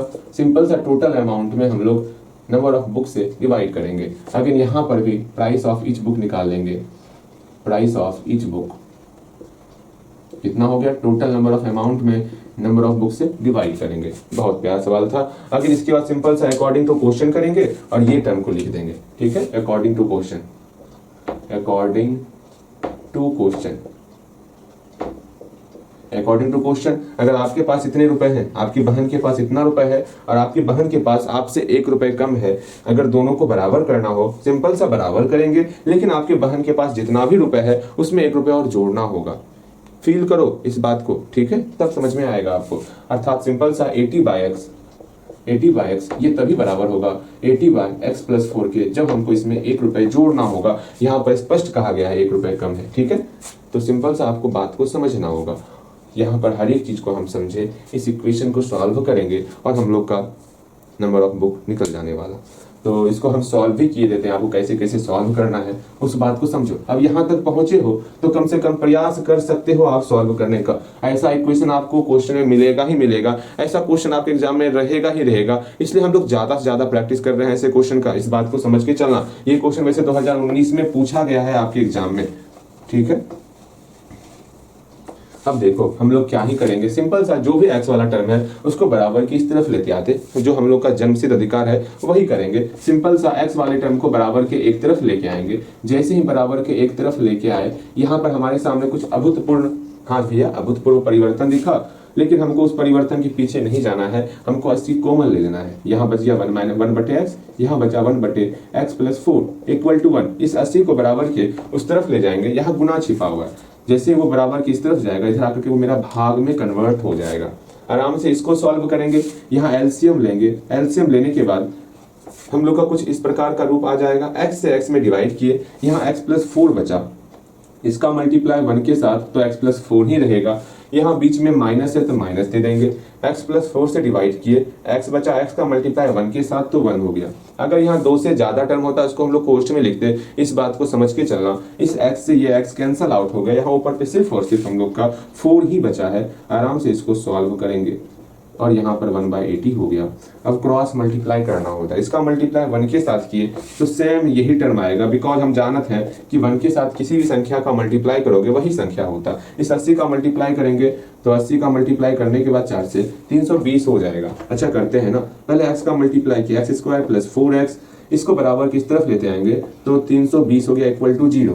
अब यहाँ पर इसको सॉल्व करना है हम लोग को ना, 320 और x² का कोफिशिएंट 1 है, दोनों को मल्टीप्लाई किए तो 320 ही हो गया। लेकिन यहाँ माइनस और प्लस माइनस में है, अर्थात -320। इसको हमको इसके हेल्प से किसी भी तरह +4x के रूप में कन्वर्ट करना है, ठीक है। +4 लाना भी, x को हटाओ, x तो आपको दिमाग में है कि x लगा देना है दोनों में। हमको इसको फैक्टराइज करके किसी भी तरह ऐसा 2 अंक लिखना है जिसके जोड़ने या घटाने पर, जिसको सॉल्व करने पर मेरा 4 आ जाए। तो आपके मन में ये विचार होगा भैया जी क्या ही करें, तो समझ में ना आ रहा। सिंपल सा 320 को हम लोग फैक्टराइज करने वाले, करते हैं फैक्टराइज तो करते हैं भैया। 160, 80, यहाँ पर 40, यहाँ पर 20, यहाँ पर 10, यहाँ पर 5। अब इसको 2 टर्म में गुना करके हम करते हैं 4, 8, 16, 10, 12। क्या इसको जोड़ने के बाद मेरा 4 पूरेगा ना भैया? जोड़ने के बाद तो 4 नहीं पूरने वाला। क्या घटाने के बाद 4 पूरने वाला? बिल्कुल, घटाने के बाद ये मेरा 4 पूरेगा। यहाँ पर अपना ही आपको ब्रेन यूज करना होगा। अगर यहाँ से खुद से सॉल्व नहीं कर रहे, उतना समझ के चलना। अगर कैलकुलेशन में हल्का हल्का भी और फिर होने वाला तो आप वहां पर फंस सकते हो। ऐसा मान के चलना, आपको खुद से ही सॉल्व करना चाहिए। बस मैं आपको इसलिए बता रहा हूँ, सॉल्व करने के बाद अगर आपसे नहीं बनता है तो आपको यहाँ ध्यानपूर्वक देखना है और कैसे बनाना है उसको समझना है। यहाँ पर 16 और 12 को आपस में सब्ट्रैक्ट किए तो हम लोग देख रहे हैं मेरा 4 हो रहा है और -12 है ना। हाँ भैया, जब दोनों को मल्टीप्लाई भी करेंगे तो हम लोग का -320 4 जाने वाला, अर्थात 4x को हम लोग लिखने वाले x² plus 16x minus 12x minus 320 equal to 0। यहाँ से हम लोग का जब इसको सॉल्व करेंगे तो x का मान -16 निकल जाएगा और x का मान 12 निकल जाएगा। क्योंकि माइनस का टर्म तो लेते नहीं हम लोग, उसको हम लोग क्या करेंगे, उसको हम लोग सिंपल सा रिजेक्ट कर देने वाले और हम लोग x का मान 12 लेंगे। 12 मेरा नंबर ऑफ बुक्स निकल जाएगा। बिल्कुल इसी तरह बनाना है। कैसे बनेगा वो देखो, यहाँ से x कॉमन लिए तो x प्लस 16 आ गया। यहाँ से हम लोग जो टर्म यहाँ था उसी टर्म को यहाँ पर लिख लेंगे आराम से। यहाँ -12 लिखे इक्वल टू 0 किए। अब हम लोग x प्लस 16 दोनों में है, दोनों में x प्लस 16 कॉमन लेंगे और यहाँ पर x माइनस 12 इक्वल टू 0 हो गया। दोनों को x 0 के बराबर करेंगे, हम लोग का x का वैल्यू निकल जाएगा। ठीक है, बहुत प्यारा टर्म था। कोशिश करना है जो हम लोग का जितना भी लैंग्वेज वाला सवाल आएगा ना उसमें आपका पूरा पक्का रहना, मतलब आपको खुद पर विश्वास रखना है, वो मेरा फैक्टराइजेशन से सॉल्व हो ही जाएगा। इतना समझ के चलना। अगर सॉल्व नहीं हो रहा है तो कहीं ना कहीं गलती की हो गया।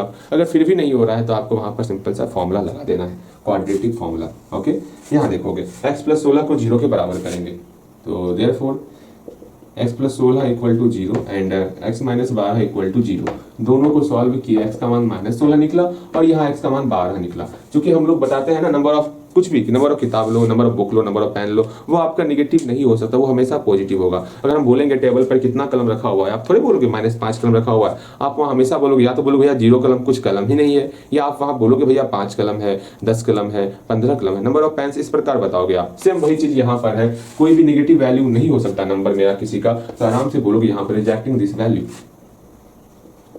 Rejecting this value. ये मेरा हम लोग का रिजेक्ट हो गया। अगेन हम लोग सिंपल सा x इक्वल टू 12 को लेके चलेंगे, अर्थात hence the number of books equal to 12। बस इस प्रकार ही बनाना होता है। बताओ इसमें कहां पर कोई भी समस्या, आपको कुछ भी समस्या नहीं आना चाहिए। अगेन हम लोग तीसरा नंबर क्वेश्चन देखेंगे। तीसरा नंबर क्वेश्चन भी सेम, आपको बनाने से पहले अपना संपूर्ण समर्पण देना है तीसरे नंबर क्वेश्चन में, ये समझने के पीछे आखिर हमको तीसरे नंबर क्वेश्चन में क्या दिया हुआ है और क्या नहीं दिया हुआ। इतना समझ के चलना। जितना आप इस चैप्टर में इधर उधर की बातें कम करोगे उतना आप एक्यूरेसी, मतलब आपका सही होने वाला। और एक बात आपके अंदर है, एक क्वेश्चन बनाते हो फिर थक जाते हो, भैया अब छोड़ देते हैं ना, अब जो है ना थोड़ा सा आराम करेंगे, थोड़ा इधर थोड़ा कुछ और मोबाइल से देख लिया जाए, थोड़ा मतलब थोड़ा व्हाट्सएप खोल लिया जाए, थोड़ा फेसबुक खोल लिया जाए, थोड़ा इधर उधर घूम के आया जाए। वो काम बाद में करना, पहले इस चैप्टर को कंप्लीट कर लो अच्छे तरीके से। ठीक है, सारे ज्यादा क्वेश्चन तो करवाते नहीं हर एक लेक्चर में, मात्र 3-4 लेक्चर क्वेश्चन करवाते। आराम से आप क्वेश्चन को कंप्लीट करो। मुझे पता है क्वेश्चन का लेवल अच्छा खासा है, तो हम लोग को भी अच्छे तरीके से उसको पढ़ाई करना होगा। यूं ही नहीं पढ़ाई करना होगा। तीसरे नंबर क्वेश्चन को देख रहे हो, एकदम लाजवाब क्वेश्चन है। क्वेश्चन अरे ये लाजवाब क्वेश्चन है, ऐसा तो क्वेश्चन काफी बार बनाए हुए हैं हम लोग। और मैंने बताया हुआ ये ट्रेंड वाला क्वेश्चन आपके एग्जाम में पूछता है तो पूछता है, तो आपको अच्छे तरीके से सीखना है इस क्वेश्चन को। हम लोग बार बार इस क्वेश्चन को लेते हैं बिकॉज आपको अगर समझ में नहीं भी आया होगा तो फिर भी आप कभी ना कभी अपना ध्यान तो इस क्वेश्चन के पीछे जरूर दोगे और इसको समझ लोगे ना। इस क्वेश्चन को बनाओगे, खुद से बनाओगे। ये क्वेश्चन बहुत आसान है, सिंपल सा। इसमें 2 कंडीशन लेना होता।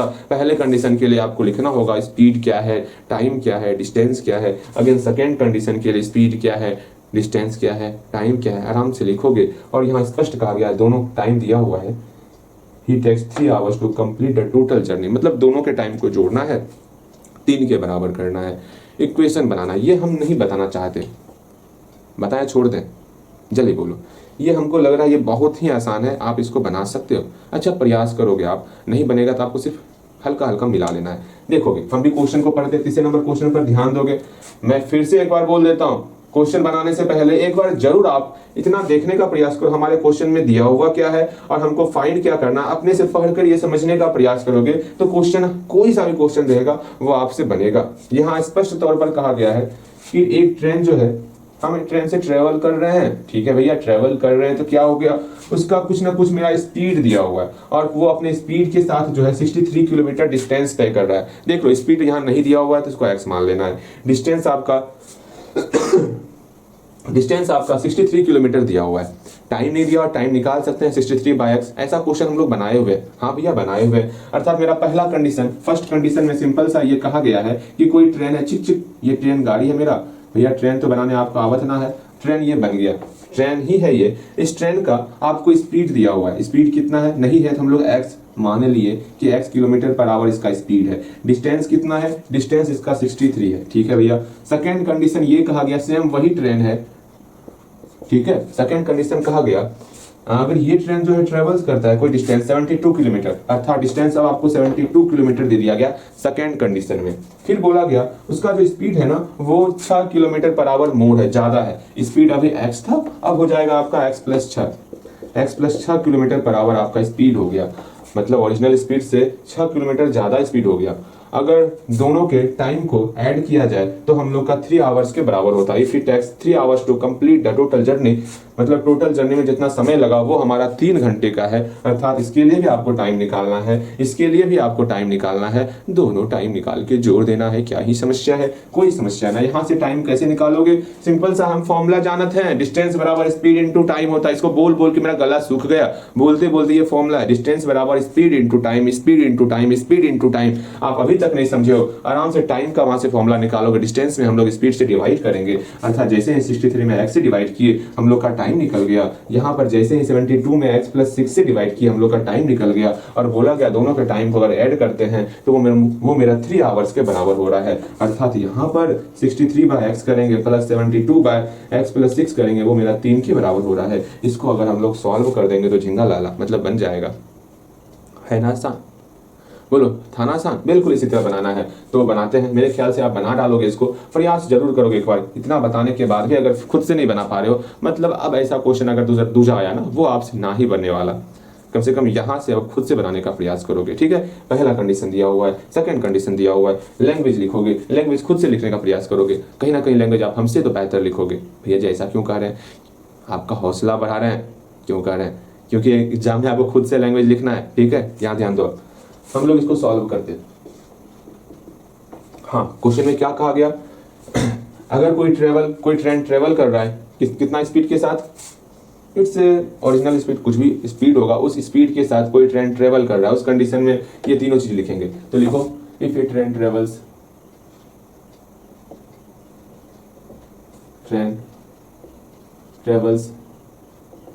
Its original speed. नहीं पता स्पीड तो हम लोग स्पीड मान लेंगे। तो इस कंडीशन में मेरा स्पीड क्या होगा, नहीं पता स्पीड, यहाँ आगे में लिख दो let speed equal to x kilometre per hour. हाँ भैया, अगर डिस्टेंस पता है क्या, बिल्कुल पता है डिस्टेंस क्या होगा। डिस्टेंस हम लोग का 63 किलोमीटर है, यहाँ पर 63 किलोमीटर लिख लिए। टाइम खुद से निकालोगे, टाइम कितना हो जाएगा, टोटल डिस्टेंस में हम लोग स्पीड से डिवाइड करेंगे तो टाइम निकल गया। ये मेरा पहला कंडीशन कंप्लीट। अब सेकेंड कंडीशन देखेंगे, अगर स्पीड जो है आपका 6 किलोमीटर पर आवर मोर कर दिया जाए, अधिक कर दिया जाए, तो लिखते हैं again if A train travels 6 kilometre per our more than its original speed, 6 kilometre per our more than its original speed. भैया ओरिजिनल स्पीड से अगर ये 6 किलोमीटर पर आवर ज्यादा हो जाए उस कंडीशन में इसका स्पीड कितना हो जाएगा, x प्लस 6 हो जाएगा। हाँ जी, x plus 6 kilometre per our. Again distance कितना होगा, डिस्टेंस की बात करेंगे। डिस्टेंस हम लोग को दिया हुआ है 72 किलोमीटर, आराम से 72 किलोमीटर लिख लिए। यहाँ से टाइम निकालना होगा। टाइम कैसे निकालते हैं, सबका पता है ये चीज, टाइम कैसे निकालते हैं। भैया ये टाइम कैसे निकालते हैं बताइएगा तनिक एक बार, आप दोहरा दीजिएगा। तो टाइम हम लोग निकालते हैं डिस्टेंस में, जैसे हम लोग स्पीड से डिवाइड कर देंगे तो टाइम निकल जाएगा। और यहाँ स्पष्ट तौर पर कहा गया है दोनों के समय को अगर ऐड कर रहे हैं वो 3 के बराबर हो रहा है। तो अकॉर्डिंग टू क्वेश्चन सिंपल सा हम लोग जो है 63 by x plus 72 by x plus 6 करेंगे तो हम लोग का वो 3 के बराबर हो जाएगा। इसको सॉल्व करने का निंजा टेक्निक है, पहले हम लोग कॉमन लेते हैं। तो कॉमन लेंगे तो 63 और 72 में क्या ही कॉमन ले लें। भैया जी कैसे जानेंगे क्या कॉमन आएगा, नो कॉमन आएगा क्या? हाँ नो कॉमन आ जाएगा, ठीक है, नो कॉमन आएगा, नो कॉमन ले लो। 7 आ गया, हाँ जी, x यहाँ बचा, यहाँ 8 कॉमन आया, यहाँ x प्लस 6 बचा। आपको कॉमन लेने में तो समस्याएं नहीं ही आती होंगी, ऐसा मानकर चलेंगे। यहाँ पर मल्टीप्लाई छिपा हुआ है, पहले यहाँ से खुद से सॉल्व करने का प्रयास करोगे आप। ठीक है, यहाँ से खुद से सॉल्व करो। बिकॉज मैं बार बार कह रहा हूँ आपके एग्जाम में सेम यही इक्वेशन नहीं आने वाला, वहां पर चेंजेस रहेगा, वहां पर आप जो खुद से सॉल्व कर रहे हो वही आपका एग्जाम में हेल्प करने वाला, मैं आपको वहां पर नहीं बताने वाला हूँ। इस बात को समझ के चलना, मैं सिर्फ इस क्वेश्चन को सॉल्व कर रहा हूँ, लेकिन एग्जाम में आपको वहां पर सब कुछ डाटा चेंज दिया हुआ रहेगा, डाटा चेंज रहेगा आपके सामने, कैलकुलेशन आप पर डिपेंड करेगा, आप अपने कैलकुलेशन को किस प्रकार उच्च स्तर पर ले जाते हो, वो आपका मेहनत ही डिसाइड करने वाला। इसके आगे खुद से सॉल्व करोगे और मैं सिर्फ मैं मिलाने वाला हूँ, ऐसा समझ के चलना भैया सिर्फ हिंट्स ले रहे हैं कि हाँ सही बना है या गलत बना है, ओके, वरना मैं बीच में गलत बना दूंगा। अब वहां पर आप कंफ्यूज हो भैया ये कैसे हो गया, ऐसा मैं एक दो क्वेश्चन में करने वाला हूँ, इतना सोच के चलना, मैं बताऊंगा भी नहीं, हाँ आराम से कहाँ पर गलती किया आप खुद ढूंढते रहोगे भैया ये कैसे हो गया, वहां गलती करके मैं निकल जाऊंगा, देख लिया फिर। इसलिए आपको खुद से बनाना है, एक दो क्वेश्चन पक्का ऐसा होने वाला। इसी लेक्चर में कर दें क्या, अभी कर दें क्या भैया, बोल के मत कीजिएगा, मजा नहीं आने वाला ना, ठीक है। जब एक दो क्वेश्चन गलत करूंगा ना तब आपको जो है ना पता चलेगा, हाँ अब कैलकुलेशन अपने से करना है। देखो यहाँ पर अब 9 में यहाँ मल्टीप्लाई छिपा हुआ है, इसको बराबर की उस तरफ करेंगे तो सिंपल सा आपका ये टर्म बचेगा और यहाँ पर 3/6 हो जाएगा। इस टर्म को सॉल्व करना है, यहाँ पर x है और x+6 है, दोनों में मल्टीप्लाई करेंगे तो एलसीएम हो गया, x से डिवाइड किए तो x+6 बचा, x+6 का मल्टीप्लाई 7 के साथ करेंगे, 7 × x+6 हो गया, प्लस का प्लस, x+6 से इसमें डिवाइड किया तो x बचा, x का मल्टीप्लाई 8 के साथ तो 8x हो गया। यहाँ पर कहीं पर कोई समस्या होगा तो पूछ लेना है आपको। अब 7 से मल्टीप्लाई कर रहे हैं, 7x + 42 + 8x, ठीक है।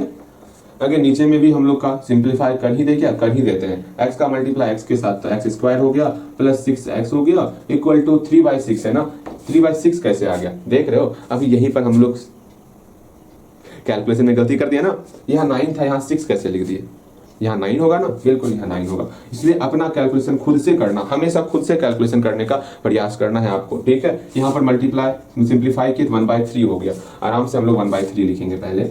अब क्रॉस मल्टीप्लाई करने वाले, इसका मल्टीप्लाई इसके साथ करेंगे तो सेम यही टर्म आपको उतरने वाला, अर्थात यहाँ पर x² + 6x ही उतरने वाला है। और 3 का मल्टीप्लाई पूरे टर्म के साथ करने वाले, ठीक है, 3 का मल्टीप्लाई पूरे टर्म के साथ करेंगे, 7x + 42 + 8x हो गया। आराम से इसको सॉल्व करेंगे, एक क्वाड्रेटिक इक्वेशन आने वाला, उस क्वाड्रेटिक इक्वेशन के तहत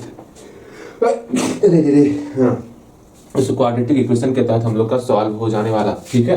अब देखो कैसे सॉल्व करेंगे, यहाँ पर x² + 6x था, क्या था भैया, x² + 6x था। अगेन यहाँ पर क्या था, 3 आराम से 7x और 8x को ऐड कर देते हैं, 15x हो जाएगा, 15x हो गया प्लस 42 हो गया। इसको मल्टीप्लाई करो और सबको बराबर की एक तरफ लेते आते और एक बहुत ही प्यारा सा इक्वेशन आने वाला, उस इक्वेशन को सॉल्व करेंगे हम लोग का बन जाएगा 45x। अगेन यहाँ पर मेरा 126 हो गया, ठीक है। सबको बराबर की इस तरफ लेके आते तो x² + 6x और -45x और -126 = 0 हो गया। यहाँ पर इसको सॉल्व करना मेरा यहाँ पर -39x हो गया, ठीक है, बिल्कुल सही है। अगेन यहाँ पर -126 = 0। अब इस 126 को हम लोग डिस्ट्रीब्यूट करेंगे और किसी भी तरह 39 लाने का प्रयास करेंगे। -126 × 1 तो -126 ही होगा, इसका फैक्टराइजेशन करना है, -39 इसको दो टर्म में आपको डिस्ट्रीब्यूट करना है, तो करते हैं। तो 126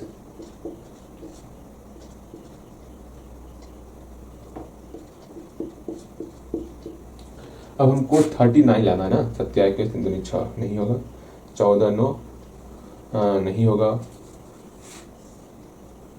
7 दूनी 14 दिया 42 और 3 हो गया, ठीक है, 42 3। अगर 42 -3 करेंगे तो +39 हो जाएगा, अगर -42 + 3 करेंगे तो -39 होगा। यहाँ पर खुद का ही ब्रेन यूज करना होगा, फैक्टराइजेशन का मतलब हुआ खुद का ब्रेन यूज करना, जितना आपको अपना ब्रेन जितना लगा सकते हो।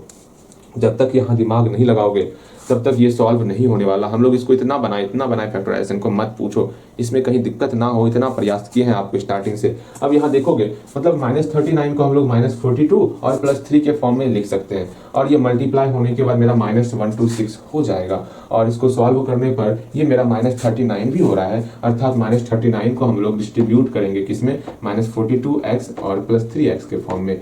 अब आराम से इसको सॉल्व करेंगे हम लोग, यहाँ दोनों से x कॉमन लेंगे तो x -42 हो गया, यहाँ पर x -42 हम लोग बहु लिख लेंगे, यहाँ पर +3x है, यहाँ पर x है, +3 से मल्टीप्लाई करने वाले। अब यहाँ पर हम लोग का एक प्यारा सा गुणनखंड आने वाला, उस गुणनखंड को हम लोग देखेंगे और x का वैल्यू निकालेंगे। अगर x minus 42 equal to 0, x का मान 42 आ गया और यहाँ से x का मान मेरा -3 आ रहा है। अब हम लोग ये सोचने का प्रयास करेंगे, कभी भी स्पीड मेरा निगेटिव नहीं होता है तो इसको हम लोग रिजेक्ट करने वाले, रिजेक्टिंग दिस वैल्यू, सीधा लिखो रिजेक्टिंग दिस वैल्यू और कुछ नहीं, rejecting this value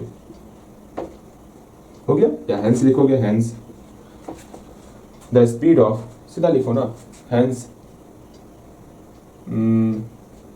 original speed, original speed of train कितना हो जाएगा, x किलोमीटर पर आवर, और कितना है मेरा 42, यहाँ 42 किलोमीटर पर आवर हो गया। हाँ यहाँ से ऐसे, ठीक है, हाँ ठीक, आराम से यहाँ तक बनाना है। कहीं पर कोई भी समस्या होगा पूछना सीखो। बताओ तो कहाँ पर आपको दिक्कत हुआ।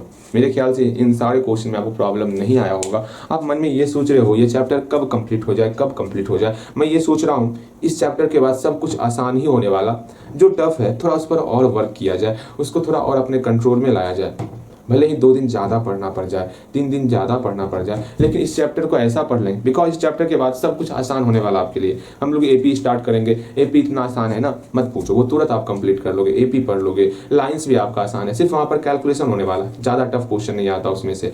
अच्छा क्वेश्चन, बेहतर क्वेश्चन इस चैप्टर से आता है, लीनियर इक्वेशन इन 2 वेरिएबल्स से आता है। क्यों ना उस पर हम लोग अधिक ध्यान दें, बिकॉज पढ़ने के बाद भी अगर 1 2 3 4 चैप्टर से क्वेश्चन ना बने तो चैप्टर पढ़ने से फ़ायदा ही क्या। तो हम लोग अगर सिर्फ कि भैया अंतिम में थोड़ा तकलीफ होने लगा उसके लिए हम लोग क्वेश्चन 1 2 लेक्चर कम लगाएंगे तो ठीक नहीं रहेगा। अपनी तरफ से जितना पढ़ाना चाहिए मैं उतना पढ़ाऊंगा, उतना पढ़ाने के बाद आपके एग्जाम में अच्छे से क्वेश्चन बनेगा ही बनेगा। लेकिन उसके लिए आपको मेहनत, जैसे मैं कह रहा हूँ मेहनत करने, वैसे आपको मेहनत करना होगा।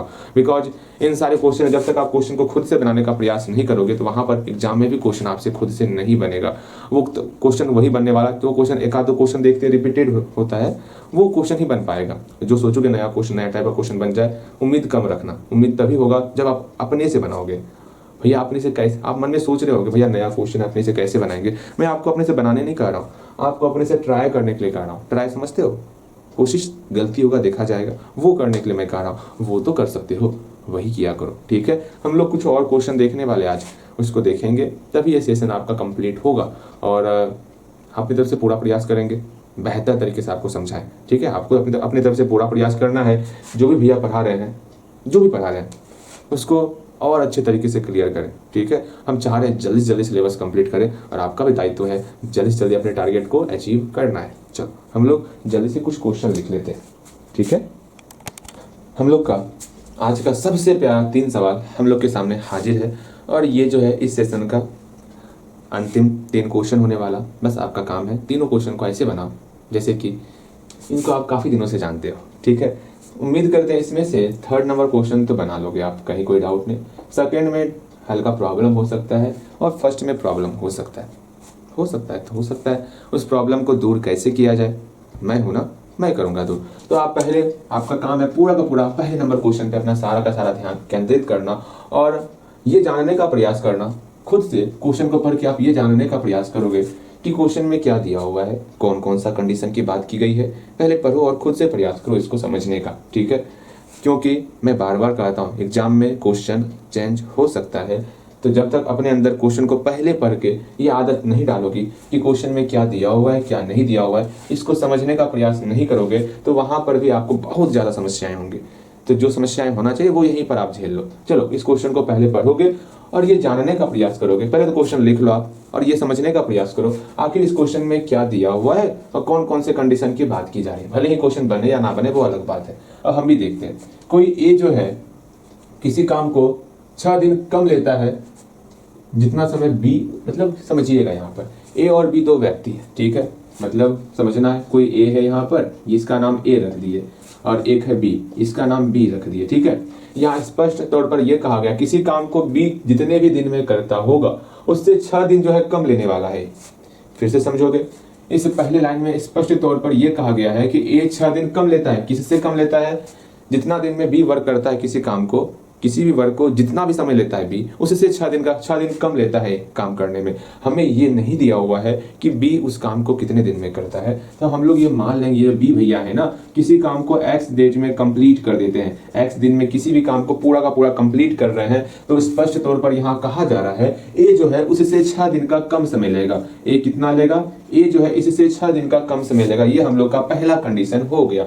अगेन सेकंड कंडीशन कहा गया, अगर सपना देखा जा रहा है, अगर ए और बी जो है एक साथ काम करेगा, भैया ए और बी हमारा एक साथ काम करेगा, मजा आ जाएगा।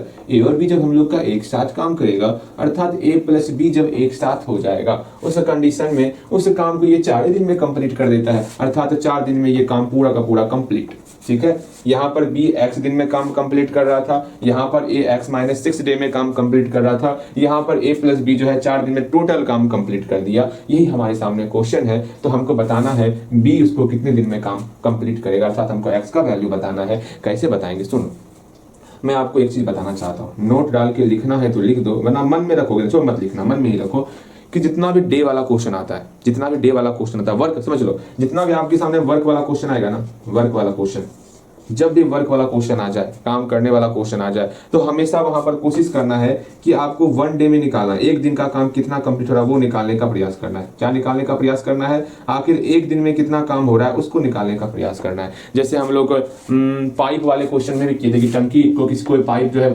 टंकी को भर रहा है, ऐसा क्वेश्चन बनाए हैं। इसमें हम लोग इसका मतलब 1 घंटे में कितना उस टंकी को भरेगा, मतलब 1 का वैल्यू निकालने का हम लोग प्रयास करते हैं। ठीक है, मतलब 1 घंटे में कितना उस टंकी का भाग भरेगा। जैसे मान लो ये ए पाइप है, ये बी पाइप है, तो ए पाइप के द्वारा 1 घंटे में कितना भाग भरा जा रहा है, बी पाइप के द्वारा 1 घंटे में कितना भाग भरा जा रहा है, मतलब हम लोग 1 घंटे पे सारा का सारा कैलकुलेशन करते हैं। उसी तरह यहाँ पर भी वर्क का ही बात किया गया है। आप अच्छे से ध्यान से देखोगे, कोई भी काम को ही किया जा रहा है, जब भी काम को किया जाएगा वहां पर पूरा का पूरा प्रयास करना है। पहले आपको ये समझने का प्रयास करना कि 1 घंटे में कितना काम हो रहा है। ठीक है, यहाँ दिख रहा है ना आपको कि x माइनस 6 घंटे में पूरा का पूरा काम हो रहा है, x घंटे में पूरा का पूरा काम हो रहा है, 4 घंटे में पूरा का पूरा काम हो रहा है।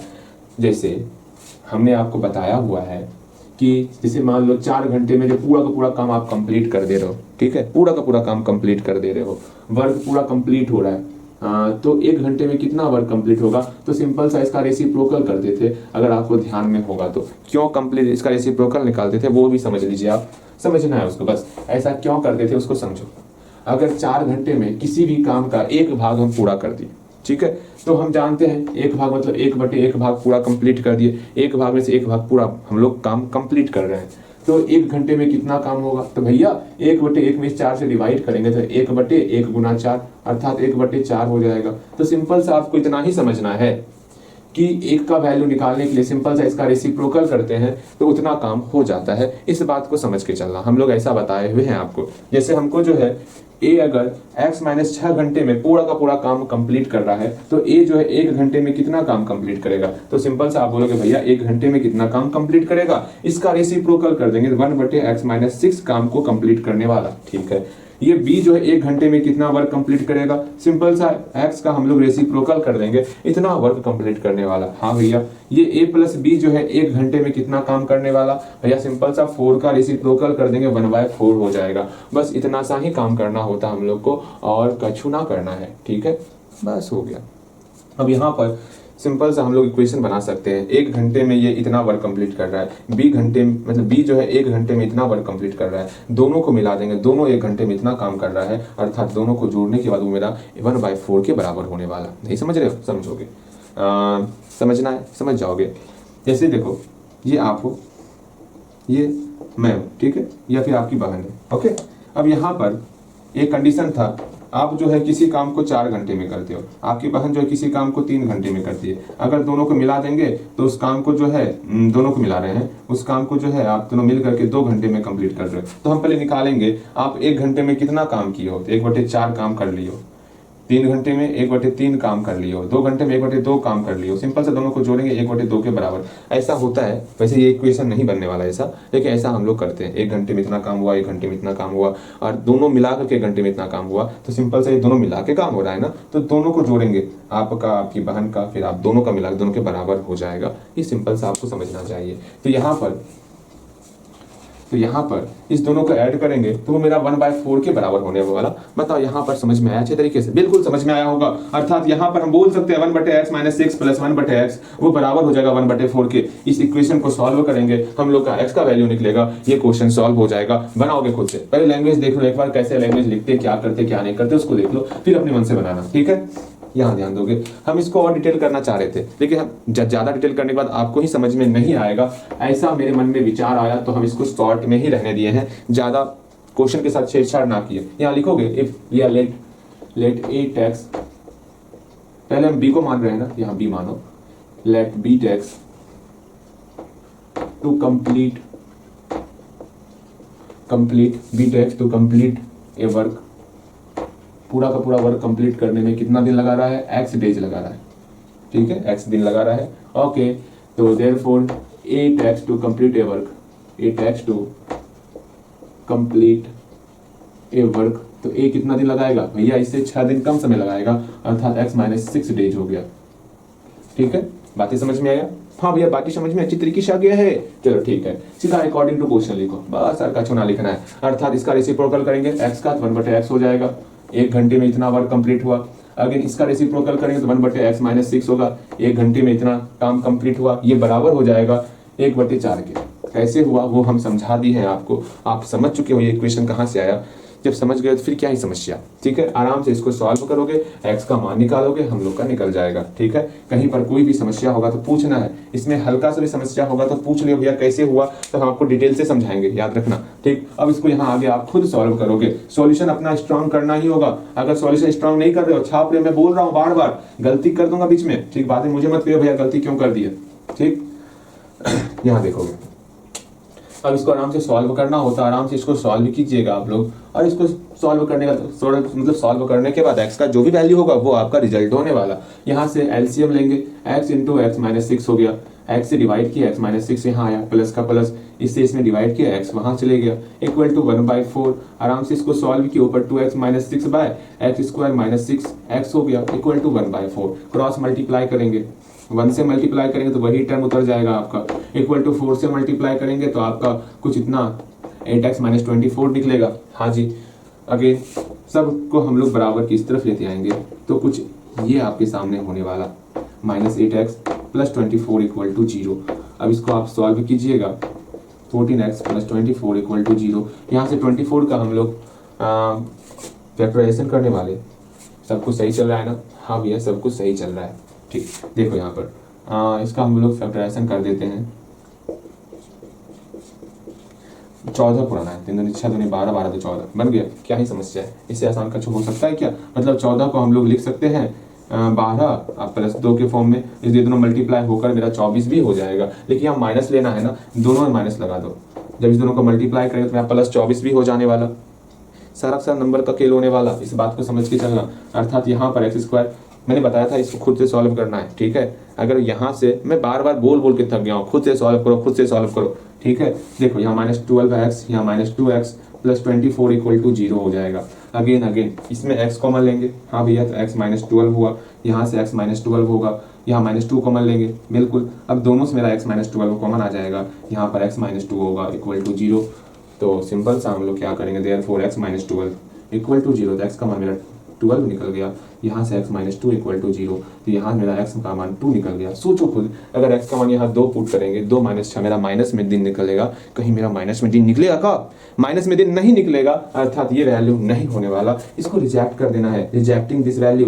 भैया जी सिंपल सा रिजेक्टिंग दिस वैल्यू होने वाला। ठीक है, आराम से हम लोग x = 12 लेंगे और वही मेरा आंसर होने वाला। हेंस यहाँ लिखोगे, hence B takes to complete a work, B takes to complete a work, कितने दिन में काम कंप्लीट करेगा भैया जी? ये काम कंप्लीट करेगा आपका =x डेज, अर्थात 12 दिनों में काम कंप्लीट हो जाएगा। कहीं पर कोई समस्या नहीं होना चाहिए। अगेन सेकंड नंबर क्वेश्चन देखो, ये तो और अच्छा क्वेश्चन है, मजा आ जाने वाला क्वेश्चन, देख करके ही मजा आ जाने वाला। भैया कितना प्यारा क्वेश्चन है, मन कर रहा है इसको खुद से बना ले, तो खुद से बनाओगे। इसको अच्छे से देख लो भैया, मिटा दिए तब बोलते अच्छे से देख लो, ये सब काम नहीं होने वाला। अच्छा ठीक है, सेकंड नंबर क्वेश्चन देखो और ये पता करो इस क्वेश्चन में क्या दिया हुआ है और हमको फाइंड कर क्या करना है। बस मैं आपसे बस इतना ही कहना चाहता हूं कि आप क्वेश्चन को देखो, क्वेश्चन को पढ़ो, क्वेश्चन को समझो, पहले खुद से प्रयास करो क्वेश्चन समझने का, ठीक है। जब क्वेश्चन पढ़ करके सिर्फ इतना ही मैं कहना चाहूंगा, बस इतना आप पढ़ लो कि हाँ क्वेश्चन में क्या कहा गया उसको सिर्फ समझ लो, ठीक है। अगर हो सके बन जाए तो अच्छी बात है। उम्मीद करते हैं आप सेकंड नंबर क्वेश्चन पूरा पढ़ लिए होंगे। पढ़ने के बाद जो है इस क्वेश्चन में क्या दिया होगा, मतलब क्या दिया हुआ है वो समझने का भी प्रयास कर लिए होंगे। अब हम इसको सिर्फ और सिर्फ सॉल्व ही करेंगे। चलो इसको हम लोग सॉल्व किए देते हैं। बस आपको ध्यान रखना है, क्या ध्यान रखना है, ध्यान यही रखना है कि आपका ध्यान कहीं भटके ना, सिर्फ इस क्वेश्चन के पीछे रहे। देखो यहाँ पर सेकंड नंबर क्वेश्चन में क्या ही दिया हुआ, यहाँ बोला गया है एक रेक्टेंगुलर पार्क लेना है। हाँ भैया रेक्टेंगुलर पार्क लेंगे और पार्क का डिस्टेंस मतलब पार्क का डायमेंशन भी आपको दे दिया गया है। मतलब एक रेक्टेंगुलर पार्क है। जब भी ऐसा क्वेश्चन आएगा ना आपको ड्रॉ बनाना है तो बनाना है, बस याद रखना सॉल्यूशन में ही ड्रॉ बनाना है आपको। चलो हम वहां पर ही ड्रॉ बनाते हैं। एक रेक्टेंगुलर पार्क है, चलिए एक रेक्टेंगुलर पार्क दिया हुआ है। हाँ भैया एक रेक्टेंगुलर पार्क दिया हुआ है, ये ड्राइंग बनाना होगा सॉल्यूशन में। एक लास्ट बार बोल दिया आपको, रेक्टेंगुलर पार्क है जिसका डायमेंशन दिया हुआ है, लेंथ है 50 मीटर और ब्रेथ है आपका 40 मीटर। यहाँ से लेके यहाँ तक लेंथ दिया हुआ है 50 मीटर और ब्रेथ दिया हुआ है 40 मीटर। जितना सही ये ड्राइंग बनेगा उतना सही आपका सॉल्यूशन होने वाला है, इस बात को समझना। फिर बोला गया a rectangular pond is constructed so that the area of grass strip is uniform breadth surrounding the pond. मतलब हम लोग जो है एक पॉन्ड बनाने वाले हैं इसके बीच में, ठीक है। इस प्रकार बनाने वाले हैं कि चारों तरफ से जो है ना, चारों तरफ से ग्रास का स्ट्रिप जो यूनिफॉर्म ब्रेथ का होना चाहिए। मतलब यूनिफॉर्म, इस वर्ड को समझना, ये वर्ड क्या कहा गया है, uniform breadth surrounding the pond. इसको फिर से पढ़ो समझना। मतलब बीच में आपको एक तालाब बनाना है, ठीक है, लेकिन तालाब के चारों बगल जो है uniform breadth surrounding the pond. इसका मतलब क्या हुआ, इसको 2 से 3 बार पढ़ो और खुद से समझने का प्रयास करो आखिर इसका मतलब क्या हुआ। इसका मतलब यही हुआ कि uniform breadth surrounding the pond, मतलब पॉन्ड के चारों बगल जो है जो चौड़ाई होगा, जो ब्रेथ होगा वो यूनिफॉर्म होने वाला, सेम होने वाला। अर्थात हम जो यहाँ पर तालाब बनाएंगे ना, जो बीच में तालाब बनाएंगे, जो तालाब के चारों बगल जो भी ब्रेथ रहेगा, जो भी चौड़ाई रहेगा वो आपका सेम होने वाला। ये चौड़ाई सेम होने वाला, ये चौड़ाई सेम होने वाला, ये चौड़ाई सेम होने वाला, सब कुछ सेम होने वाला। तो क्यों ना इसको हम लोग कुछ मान ले, नहीं दिया हुआ है तो इसमें इसको x मान लेते हैं, ठीक, x मीटर मान लेते हैं, x मीटर मान लेते हैं, x मीटर और x मीटर मान लेते हैं, ठीक है। अर्थात चारों बगल यूनिफॉर्म ब्रेथ है, ठीक है। अगेन फिर हमको ये दिया हुआ है, क्या दिया हुआ है, एरिया ऑफ ग्रास स्ट्रिप। ये जो ग्रास स्ट्रिप है ना चारों बगल, इसका हमको एरिया दिया हुआ है। कितना एरिया दिया हुआ है, 1184 मीटर स्क्वायर दिया हुआ है, ठीक है। तो हमको फाइंड करना है लेंथ और ब्रेथ द पॉन्ड। इस पॉन्ड का हमको लेंथ और ब्रेथ फाइंड करना है। देख लो क्वेश्चन कितना प्यारा क्वेश्चन है, ठीक। पहले हम लोग माने क्या है, हम लोग माने हैं, क्या माने हम लोग, इसको x माने हुए हैं। अर्थात यहाँ लिखना होगा लेट द यूनिफॉर्म मतलब let the uniform breadth of grass strip surrounding the pond equal to x metre. लिखते हैं यहाँ पर let the uniform breadth of let the uniform breadth of grass strip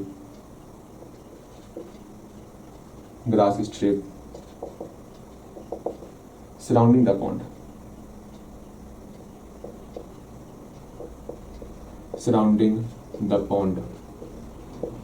equal to x metre. इसको मान लिए हैं, बिल्कुल सही। अब हमको क्या निकालना है, हमको फाइंड करना है लेंथ और ब्रेथ फाइंड करना है पॉन्ड का।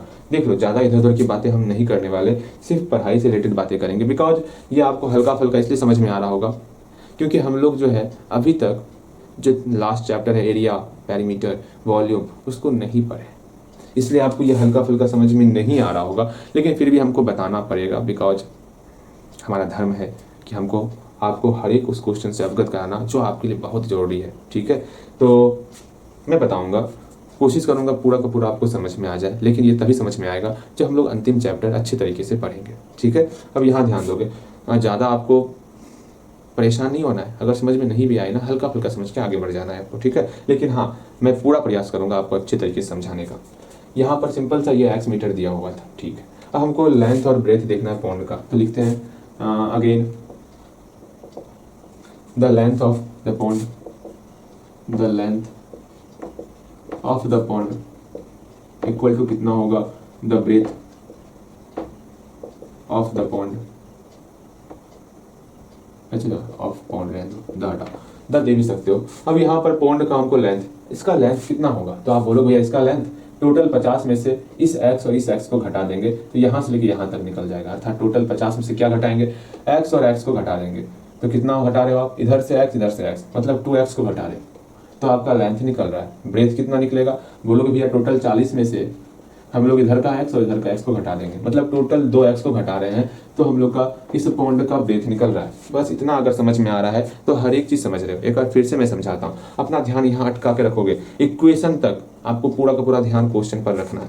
फिर से देखो, टोटल 50 था, 50 में से इधर का x और इधर का x घटा दिए, अर्थात 50 में से 2x घटा दिए, ठीक। इधर टोटल 40 था, 40 में से इधर का x और इधर का x 2x हम घटा दिए, अर्थात हम लोग का कितना हो गया, लेंथ हम लोग का निकल गया 50 माइनस 2x, इधर ब्रेथ निकल गया हम लोग का 40 माइनस 2x। बहुत प्यारा सा ये हम लोग निकाल चुके। यहाँ तक अगर समझ में नहीं आएगा तो पहले पूछ लोगे हमसे, भैया यहाँ तक समझ में नहीं आया, मेरे ख्याल से यहाँ तक तो समझ में आ जाएगा। अब अकॉर्डिंग टू क्वेश्चन चल रहा है, क्वेश्चन में क्या दिया हुआ इसको देखेंगे और हरी मतलब अपना जो है क्वेश्चन सॉल्व हो जाएगा।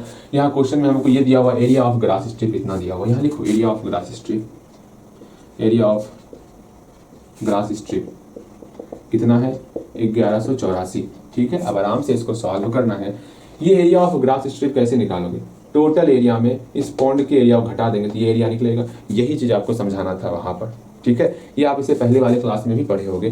टोटल एरिया में अगर इस पॉन्ड के एरिया को हम सब्ट्रैक्ट कर देंगे तो ये ग्रास का एरिया निकल जाएगा, बिल्कुल निकलेगा। टोटल एरिया कैसे निकालते, तो सिंपल सा लेंथ इंटू ब्रेथ करते हैं रेक्टेंगल में, रेक्टेंगल में सिर्फ और सिर्फ लेंथ इंटू ब्रेथ करते हैं तो एरिया निकलता है। हाँ भैया इसी बात को आप आराम से बोल सकते थे ना, अच्छा ठीक है। यहाँ देखो इस 50 और 40 को मल्टीप्लाई करेंगे तो ये पूरा का पूरा एरिया निकल जाने वाला। हाँ भैया समझ रहे हैं। अब आगे बताइए, इस पूरे एरिया में अगर इस पॉन्ड के एरिया को सब्ट्रैक्ट कर देंगे तो हम लोग का ये एरिया निकल जाने वाला। भैया ये तो हमें पता है, अर्थात 50 इंटू 40 करेंगे। इस पूरे एरिया में अगर हम सब्ट्रैक्ट कर दिए इस पॉन्ड के एरिया को, मतलब इसके पॉन्ड के एरिया को सब्ट्रैक्ट करना है 50 minus 2x multiply 40 minus 2x, मतलब इस दोनों का लेंथ और ब्रेथ को मल्टीप्लाई किया टोटल एरिया निकला, पॉन्ड के लेंथ और ब्रेथ को मल्टीप्लाई किया तो पॉन्ड का एरिया निकला, दोनों का आपस में सब्ट्रैक्ट करेंगे तो इसका एरिया निकल जाएगा, इस ग्रास स्ट्रिप का एरिया निकल जाएगा। बस यही आपको समझाना था। मेरे ख्याल से ये चीज आपको समझ में नहीं आया होगा। एक बार फिर से इसको रोको और फिर से वीडियो पीछे करो और इसको समझने का प्रयास करो। जब तक इसको ना ही समझोगे ये क्वेश्चन आपको समझ में ना ही आएगा। तो कृपया करके इस क्वेश्चन को समझने के लिए आपको इसको समझना होगा। इसको समझिए, फिर से मैं बताना चाहूंगा आपको, ठीक है। ध्यान से देखोगे, टोटल एरिया में 50 इंटू 40 में सब्ट्रैक्ट करेंगे इस पॉन्ड के एरिया को, तो ये लेंथ और ब्रेथ को मल्टीप्लाई कर दिए, यहाँ पर सब्ट्रैक्ट कर दिए तो हम लोग का ग्रास स्ट्रिप का एरिया निकल गया। आराम से इसको सॉल्व करेंगे, x का वैल्यू निकालेंगे और यहाँ पर x का मान पुट करेंगे और हम लोग का बन जाएगा। बहुत ही आसान होने वाला, इसको हम लोग सॉल्व करेंगे। ओके, इसको सॉल्व करने वाले और एक काम इसको हम सॉल्व कर देते हैं। तीसरा नंबर क्वेश्चन जो है ना, क्लास जो है कुछ ज्यादा ही लंबी हो गई है, फिर आगे पर बताएंगे सर के ऊपर से जाने वाला आपको। इसको ट्राई करोगे आप, ठीक है। एक इसको ट्राई करना, हम इसको बता करके यहाँ से हम लोग अगले क्लास में कि बता ही दें इसको भी। अच्छा देख लेते हैं, पहले इसको समझाते हैं आपको, फिर इधर भी ध्यान देंगे आपका, ठीक है। देखो यहाँ पर इधर हल्का हिंट्स दे देंगे, इक्वेशन तक निकाल देंगे, आप बना लोगे मेरे ख्याल से, ठीक। यहाँ देखो इसको सॉल्व कर लेते हैं हम लोग। 50 इंटू 40 करेंगे तो भैया कितना हो जाएगा, कितना हो गया, 2000 हो गया। हाँ भैया 2000 हो गया, ठीक। अगेन माइनस, इसको सॉल्व करेंगे 50 इंटू 40, ठीक। इसका मल्टीप्लाई पूरे टर्म के साथ तो आपका 2000 यहाँ हो गया, माइनस का माइनस, खुद से सॉल्व करो 100x, ठीक है। हाँ भैया 100x, फिर माइनस प्लस माइनस 80x, फिर minus into minus plus 4x square, ठीक। यहाँ पर 1184 हो गया।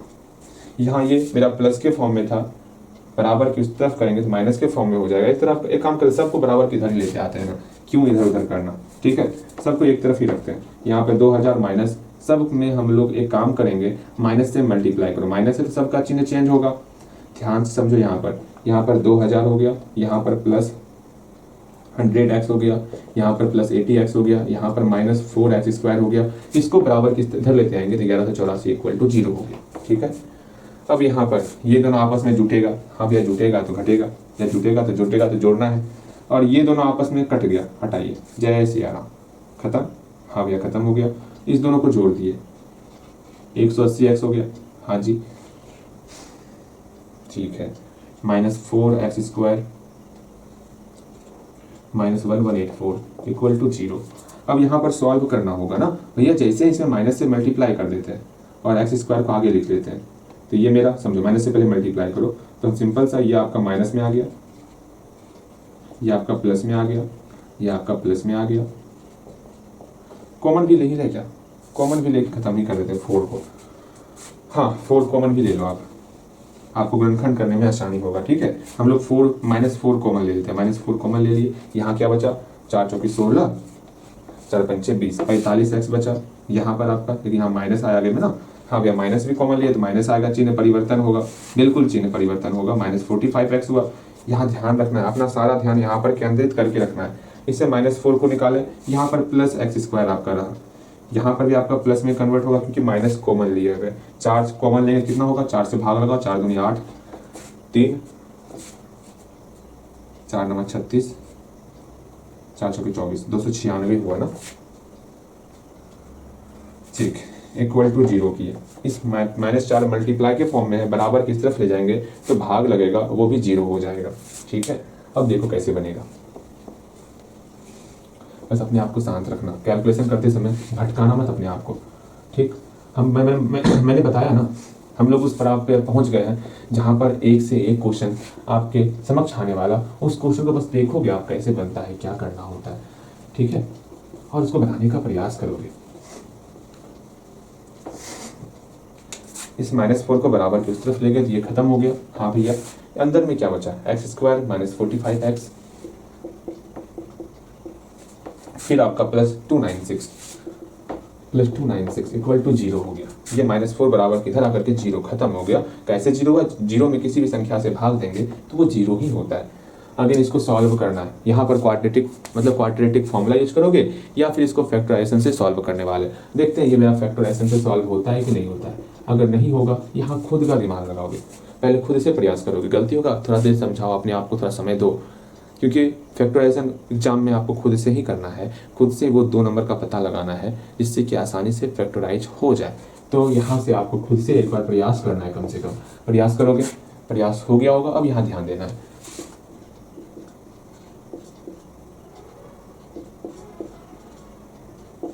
यहाँ 37 निकल गया ना। अब इसमें किसने किसको मल्टीप्लाई करें, जो 2 नंबर बनेगा और 45 उड़ जाएगा। देखते हैं, 8 7 15 हो तो गया 8, 37 में 8 जोड़ेंगे तो मेरा 45 हो रहा है। माइनस चाहिए तो दोनों माइनस लगा देंगे, अर्थात -45 को जोड़े -37, मतलब -45 को हम लोग लिख सकते हैं -37 और -8 के फॉर्म में। मल्टीप्लाई करेंगे तो माइनस इंटू माइनस मेरा प्लस हो जाएगा, मेरा प्लस सिंबल भी आ रहा है, अर्थात बिल्कुल सही दिशा में हम लोग जा रहे हैं। ओके, यहाँ से एक्स स्क्वायर -37x और -8x + 296 इक्वल टू 0 हो गया। अब यहाँ से हम लोग सिंपल सा इसको सॉल्व करेंगे। ठीक है, इसको सॉल्व करेंगे हम लोग। यहाँ पर x कॉमन ले लिए, x -37 हो गया। यहाँ पर भी x -37, यहाँ पर कितना कॉमन ले, जो x में मल्टीप्लाई करने पर -8 फूट जाए, तो भैया -8 कॉमन लीजिए, बिल्कुल सही। आराम से इसको सॉल्व करेंगे। हाँ भैया, यहाँ पर x -8 आया इक्वल टू 0, क्यों छोड़ो हो, देयरफॉर x -37 इक्वल टू 0, तो x का मान हम लोग का 37 आ गया। अगेन x -8 इक्वल टू 0, तो x का मान हम लोग का 8 आ गया। अब सोचो यहाँ पर अगर यहाँ 37 पुट कर देंगे, 37 दूनी कितना हो जाएगा, आपका 74 हो जाएगा। आप 50 में 74 घटाओगे तो माइनस में रिजल्ट निकलेगा। कभी भी लेंथ ब्रेथ ये आपका नेगेटिव नहीं होता, अर्थात इसको रिजेक्ट कर देना है 37 को। तो यहाँ लिखोगे रिजेक्टिंग दिस वैल्यू। ठीक है, वैल्यू रिजेक्ट क्यों किए, क्योंकि जैसे ही एक्स का मान पुट कर रहे थे लेंथ ऑफ पॉन्ड में, तो ये आपका नेगेटिव निकल रहा था, और कभी भी लेंथ नेगेटिव नहीं होता है। तो यहाँ पर लिखोगे hence the length of pond, length of pond कितना हो गया, मेरा निकल गया 50 - 2x। अब आराम से जो है 50 - 2x, तो x का वैल्यू 8 है, तो 50 - 16 अर्थात आपका हो गया 34 हो गया। ठीक है, हाँ भैया, और ब्रेथ कितना निकल गया, ब्रेथ भी आप निकाल सकते हो, आराम से निकालोगे। ब्रेथ कितना हो गया, 40 - 2x अर्थात 40 - 2 × 8 अर्थात 16 घटाएंगे तो हम लोग का 24 निकल जाएगा। बस हम लोग का लेंथ और ब्रेथ दोनों निकल चुका है। इसी प्रकार आपको बनाना है। ठीक है, अब तीसरा नंबर क्वेश्चन, थोड़ा सा मैं हिंट्स दे देता हूँ, ध्यान से क्वेश्चन को देखो। हिंट्स देने से पहले आप खुद क्वेश्चन को करोगे, कल के भरोसे क्यों छोड़ना। जब इसको आज हम लोग समाप्त कर सकते हैं तो यहाँ से तीसरे नंबर क्वेश्चन पर ध्यान दोगे, भले ही 10 मिनट और लगेगा कोई बात नहीं, हम लोग 10 मिनट अपना एक्सपेंड करेंगे, ठीक है। ये क्वेश्चन बहुत बेहतर क्वेश्चन है, ऐसा क्वेश्चन आपके एग्जाम में पूछा जाता है। जितना हम लोग क्वेश्चन कर रहे हैं, एक भी फालतू क्वेश्चन नहीं कर रहे हैं, इस बात को समझ के चलना। आपको हर एक क्वेश्चन को उतना ही सीरियस लेना है अगर अच्छा स्कोर करना चाहते हो एग्जाम में तो, ठीक है। हम लोग ज्यादा नहीं पढ़ रहे हैं, कम ही पढ़ रहे हैं, लेकिन क्या करें, जितना हम लोग उतना पढ़ेंगे ना कि एग्जाम का सारा क्वेश्चन बन जाए। कि पढ़ाई कर भी लिए और क्वेश्चन बन भी नहीं रहा एग्जाम में, वैसा पढ़ाई करने से क्या ही फायदा, कोई फायदा नहीं होगा फिर वैसा पढ़ाई करने से, ठीक है। कम से कम ऐसा पढ़ाई करो कि एग्जाम में क्वेश्चन बने आपसे। ओके, मेरी बात को आप समझ रहे हो हम क्या कहना चाह रहे हैं, बिल्कुल समझ रहे होगे।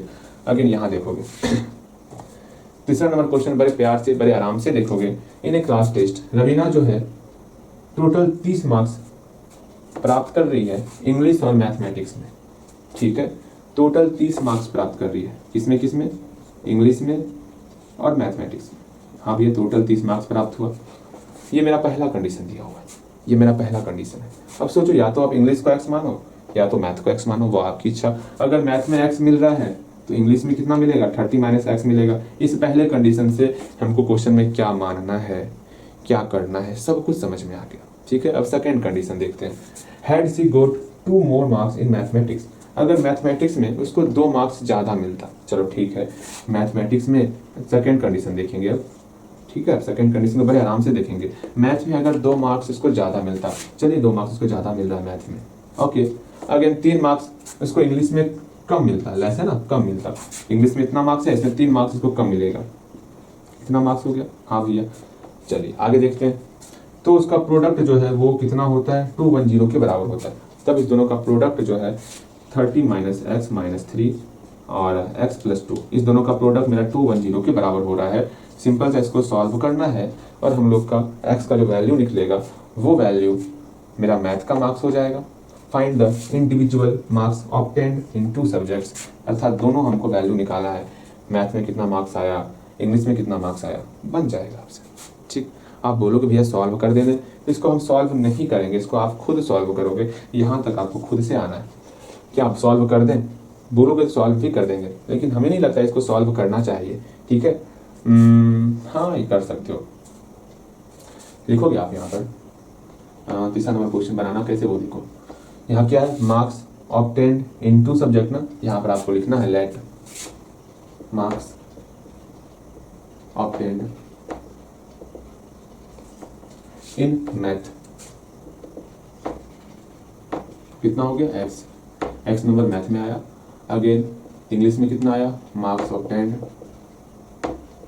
इन इंग्लिश 30 माइनस एक्स आया, ठीक है। अब आराम से इसको पढ़ करके हम लोग अकॉर्डिंग टू क्वेश्चन में लिख देंगे और बन जाएगा। ये अभी तुरंत हम लोग लिखे हैं, क्या हुआ 30 माइनस एक्स माइनस 3, 3 मार्क्स कम आ रहा है इंग्लिश में और मैथ में 2 मार्क्स से ज्यादा आ रहा है। उस कंडीशन में इसका टोटल प्रोडक्ट 210 हो रहा है। इसको सॉल्व करेंगे, 30 में 3 घटाएंगे तो मेरा 30 में 3 सब्ट्रैक्ट होगा तो 27 हो जाएगा। 27 minus x into x plus 2 हो गया इक्वल टू 210। भैया जी हमका समझ में आवत है, इसका मल्टीप्लाई करेंगे बारी बारी से, करते हैं। यहाँ पे 27 एक्स हो गया प्लस यहाँ पर आपका 54 हो गया माइनस एक्स स्क्वायर हो गया, फिर आपका माइनस 2x हो गया, एक माइनस इसको इधर लेते आते हैं, 210 इक्वल टू 0, ठीक है। मेरे ख्याल से सब कुछ समझ में आ रहा होगा आपको, कहीं पर कोई भी समस्या नहीं हो रहा होगा। अब यहाँ पर हम लोग क्या ही करेंगे, सिंपल सा 27x इसको और इसको सॉल्व करेंगे, कितना होता है वो देखो आप, जो बच गया पहले उतारो, माइनस एक्स स्क्वायर, इसको भी सॉल्व कर ही देते ना। इसको देखो 27 और माइनस 2x कितना हो जाएगा भैया जी 25 हो जाएगा, 25x लिख लिए, ठीक है। अगर यहाँ पर माइनस एक्स स्क्वायर उतार लिए हम लोग, 54 और माइनस 210 कितना होता भैया, बस इतना हल्का हल्का हमसे ही पूछना था आपको, पूछ लिए तो क्या हो गया, आपको बताना है ना, बिल्कुल आपको बताना है। 10 में 4 गया 6 हो गया। अगेन यहाँ पर 0, 5 बचा, यहाँ पर आपका 1 बचा। हाँ जी, मेरे ख्याल से सब कुछ आपको समझ में आ रहा होगा, कहीं पर कोई समस्या ना हुआ होगा, ठीक। यहाँ इक्वल टू 0 हो गया। अब हम लोग जो है माइनस कॉमन ले ही लेते हैं, माइनस कॉमन ले लिए, यहाँ हुआ एक्स स्क्वायर, यहाँ आपका माइनस 25x, यहाँ आपका प्लस 156 इक्वल टू 0। कैसे हुआ समझ में आया, जैसे ही माइनस कॉमन लेंगे सबका सिंबल चेंज हो जाएगा, ये माइनस में था प्लस में हो गया, ये प्लस में था माइनस में हो गया, ये माइनस में था प्लस में हो गया। अब जो है सिंपल से इसको सॉल्व करना है और आप आराम से बना सकते हो। अब इसके आगे खुद से सॉल्व करोगे, ठीक है। मैं ये बता देता हूँ कैसे आपको इसको ब्रेक करना है, ठीक, बता देते हैं हम आपको इसको कैसे इसको डिस्ट्रीब्यूट करना है। भैया डिस्ट्रीब्यूट करने तो हमका आता है, तो ये और अच्छी बात है ना, डिस्ट्रीब्यूट करने आपको आवत है तो आप डिस्ट्रीब्यूट करोगे। यहाँ पर आपको क्या ही करना है, 1 और 156 इसका मल्टीप्लाई करोगे तो 156 हो गया, बीच में -25 है, -25 लिखिए, इसको डिस्ट्रीब्यूट करना है। तो 156 का आपको यहाँ पर फैक्टराइजेशन करना है, ठीक है, करेंगे हम लोग। अब सोचो 25 पुराना है, 26 6 नहीं होगा, नहीं होगा, 25 पुराना है, 4 या 12 12 13 25 पूरी आ गया, हाँ 25 पूर जाएगा, -25 पुराना है ना, दोनों माइनस लगा दिए, मतलब इसको ऐड, इसको हम लोग लिख सकते हैं -12 -13, इसको सॉल्व करेंगे -25 होगा। लेकिन समस्या ये है दोनों को मल्टीप्लाई करने के बाद प्लस 156 होना चाहिए, वही तो हो रहा है, दोनों को मल्टीप्लाई कर रहे हैं तो प्लस 156 ही हो रहा है। देख लो -12 -13 प्लस हो गया, गुना करेंगे तो आपका 156 ही हो रहा है। आराम से हम -25x को इस रूप में डिस्ट्रीब्यूट कर सकते हैं। यहाँ लिखेंगे x² -12x -13x प्लस 156 = 0। अब आराम से x कॉमन ले लिए, x -12 यहाँ आ गया, x -12 यहाँ आ गया, यहाँ -13x है, यहाँ x है, इसमें किसी से मल्टीप्लाई करें तो -13 से मल्टीप्लाई करेंगे। भैया 13 iPhone 13 Pro, मतलब आईफोन की बात क्यों कर रहे हैं हम लोग यहाँ पर। आराम से x -12 को कॉमन ले लेंगे, ध्यान नहीं भटकाना है, और हम बार बार अपने आप को कंट्रोल नहीं कर पाते और ध्यान भटकाने चल जाते ना। यहाँ देखोगे हम लोग का ये रिजल्ट आ गया, दोनों से हम लोग x का वैल्यू निकाल सकते हैं। इफ x -12 = 0 तो x का मान 12 निकल गया, और x -13 = 0 तो x का मान हम लोग का 30 निकल गया। अब आराम से हम लोग बना सकते हैं इफ x = 12, देन आपको लिखना होगा, ये पूरा टर्म लिखोगे, marks of 10 in math, marks of 10 in math equal to कितना x, तो 12 हो गया, और मार्क्स ऑफ 10 इन इंग्लिश तो मेरा कितना 30 - x, तो आपको लिखना होगा 30 - 12 तो कितना हो जाएगा, सिंपल सा 8 18 हो गया ना, ठीक है। Okay okay okay okay okay okay ठीक है। चलो अगेन फिर इफ x = x = 13 तो उस कंडीशन में एक बार आपका 30 निकल जाएगा, एक बार आपका 13 घटाएगा तो घटाना है 17 हो जाएगा, 17 निकल जाएगा। एक बार ये चेक करते हैं हम दोनों को, ठीक है, क्या 210 और आता है। बोला गया था क्या 30 - x, 30 - x क्या है, इंग्लिश में जो है हम 3 मार्क्स घटा रहे हैं, इंग्लिश में 3 मार्क्स सब्ट्रैक्ट करो, कितना हो जाएगा भैया जी, आपका हो गया 15 हो गया, ठीक है, 15 गुना मैथ में 2 मार्क्स जोड़ो 14, 210 फुट रहा है, ये कंडीशन बिल्कुल सही है। अब इस कंडीशन को देखते हैं, इंग्लिश में 3 मार्क्स सब्ट्रैक्ट करेंगे 14, और मैथ में 2 मार्क्स ऐड करेंगे 15, सेम आपका उतना ही आया 210, बिल्कुल दोनों सही है आपका। बस यूं ही आपको रीचेक करवा रहा था। मेरे ख्याल से आप समझ गए होंगे, सब कुछ बेहतर तरीके से समझे होंगे, और जो बचा हुआ 2 क्लास है उसमें भी हम लोग शांतिपूर्ण तरीके से ही पढ़ाई करने वाले, ज़्यादा हम लोग इधर उधर की बातें नहीं करेंगे। ओके, इतना ध्यान में रखना। और थोड़ा लंबा क्लास चलेगा अभी, कि क्वेश्चन ऐसा ऐसा आ ही रहा है ना, जिसको समझाने में समय लगता है, बनाने में समय लगता है, बतलाने में समय लगता है, और आपको पढ़ने में भी समय लगेगा। इसलिए तो कुछ दिन आपको मेहनत एक्स्ट्रा अधिक करना होगा, 1 घंटे की जगह आपको 2 घंटे मेहनत करने होंगे घर में। ओके, और समय कम है हम लोग के पास, 20 तारीख पहुंचने में समय नहीं लगेगा, और आपको जो है एक क्लास कंप्लीट करने में 2-3 दिन लग रहे हैं, ऐसे काम नहीं होगा। आपको हर एक क्लास को 1 दिन में ही आप कंप्लीट करना होगा। अब समय भी नहीं है आपके पास, ठीक है। अपने टारगेट को अचीव करना सीखो, बिकॉज हमें काफ़ी कुछ पढ़ना है, और अभी इस पर 1-2 क्लास और आने वाला, 2 क्लास और लाएंगे, इसमें मात्र 2 क्लास और लाएंगे, ठीक है। आराम से 2 क्लास करेंगे, उतना पढ़ लेंगे जितना आपके एग्जाम के लिए वाकई में ज़रूरत है। ओके, मिलते हैं अगले क्लास में।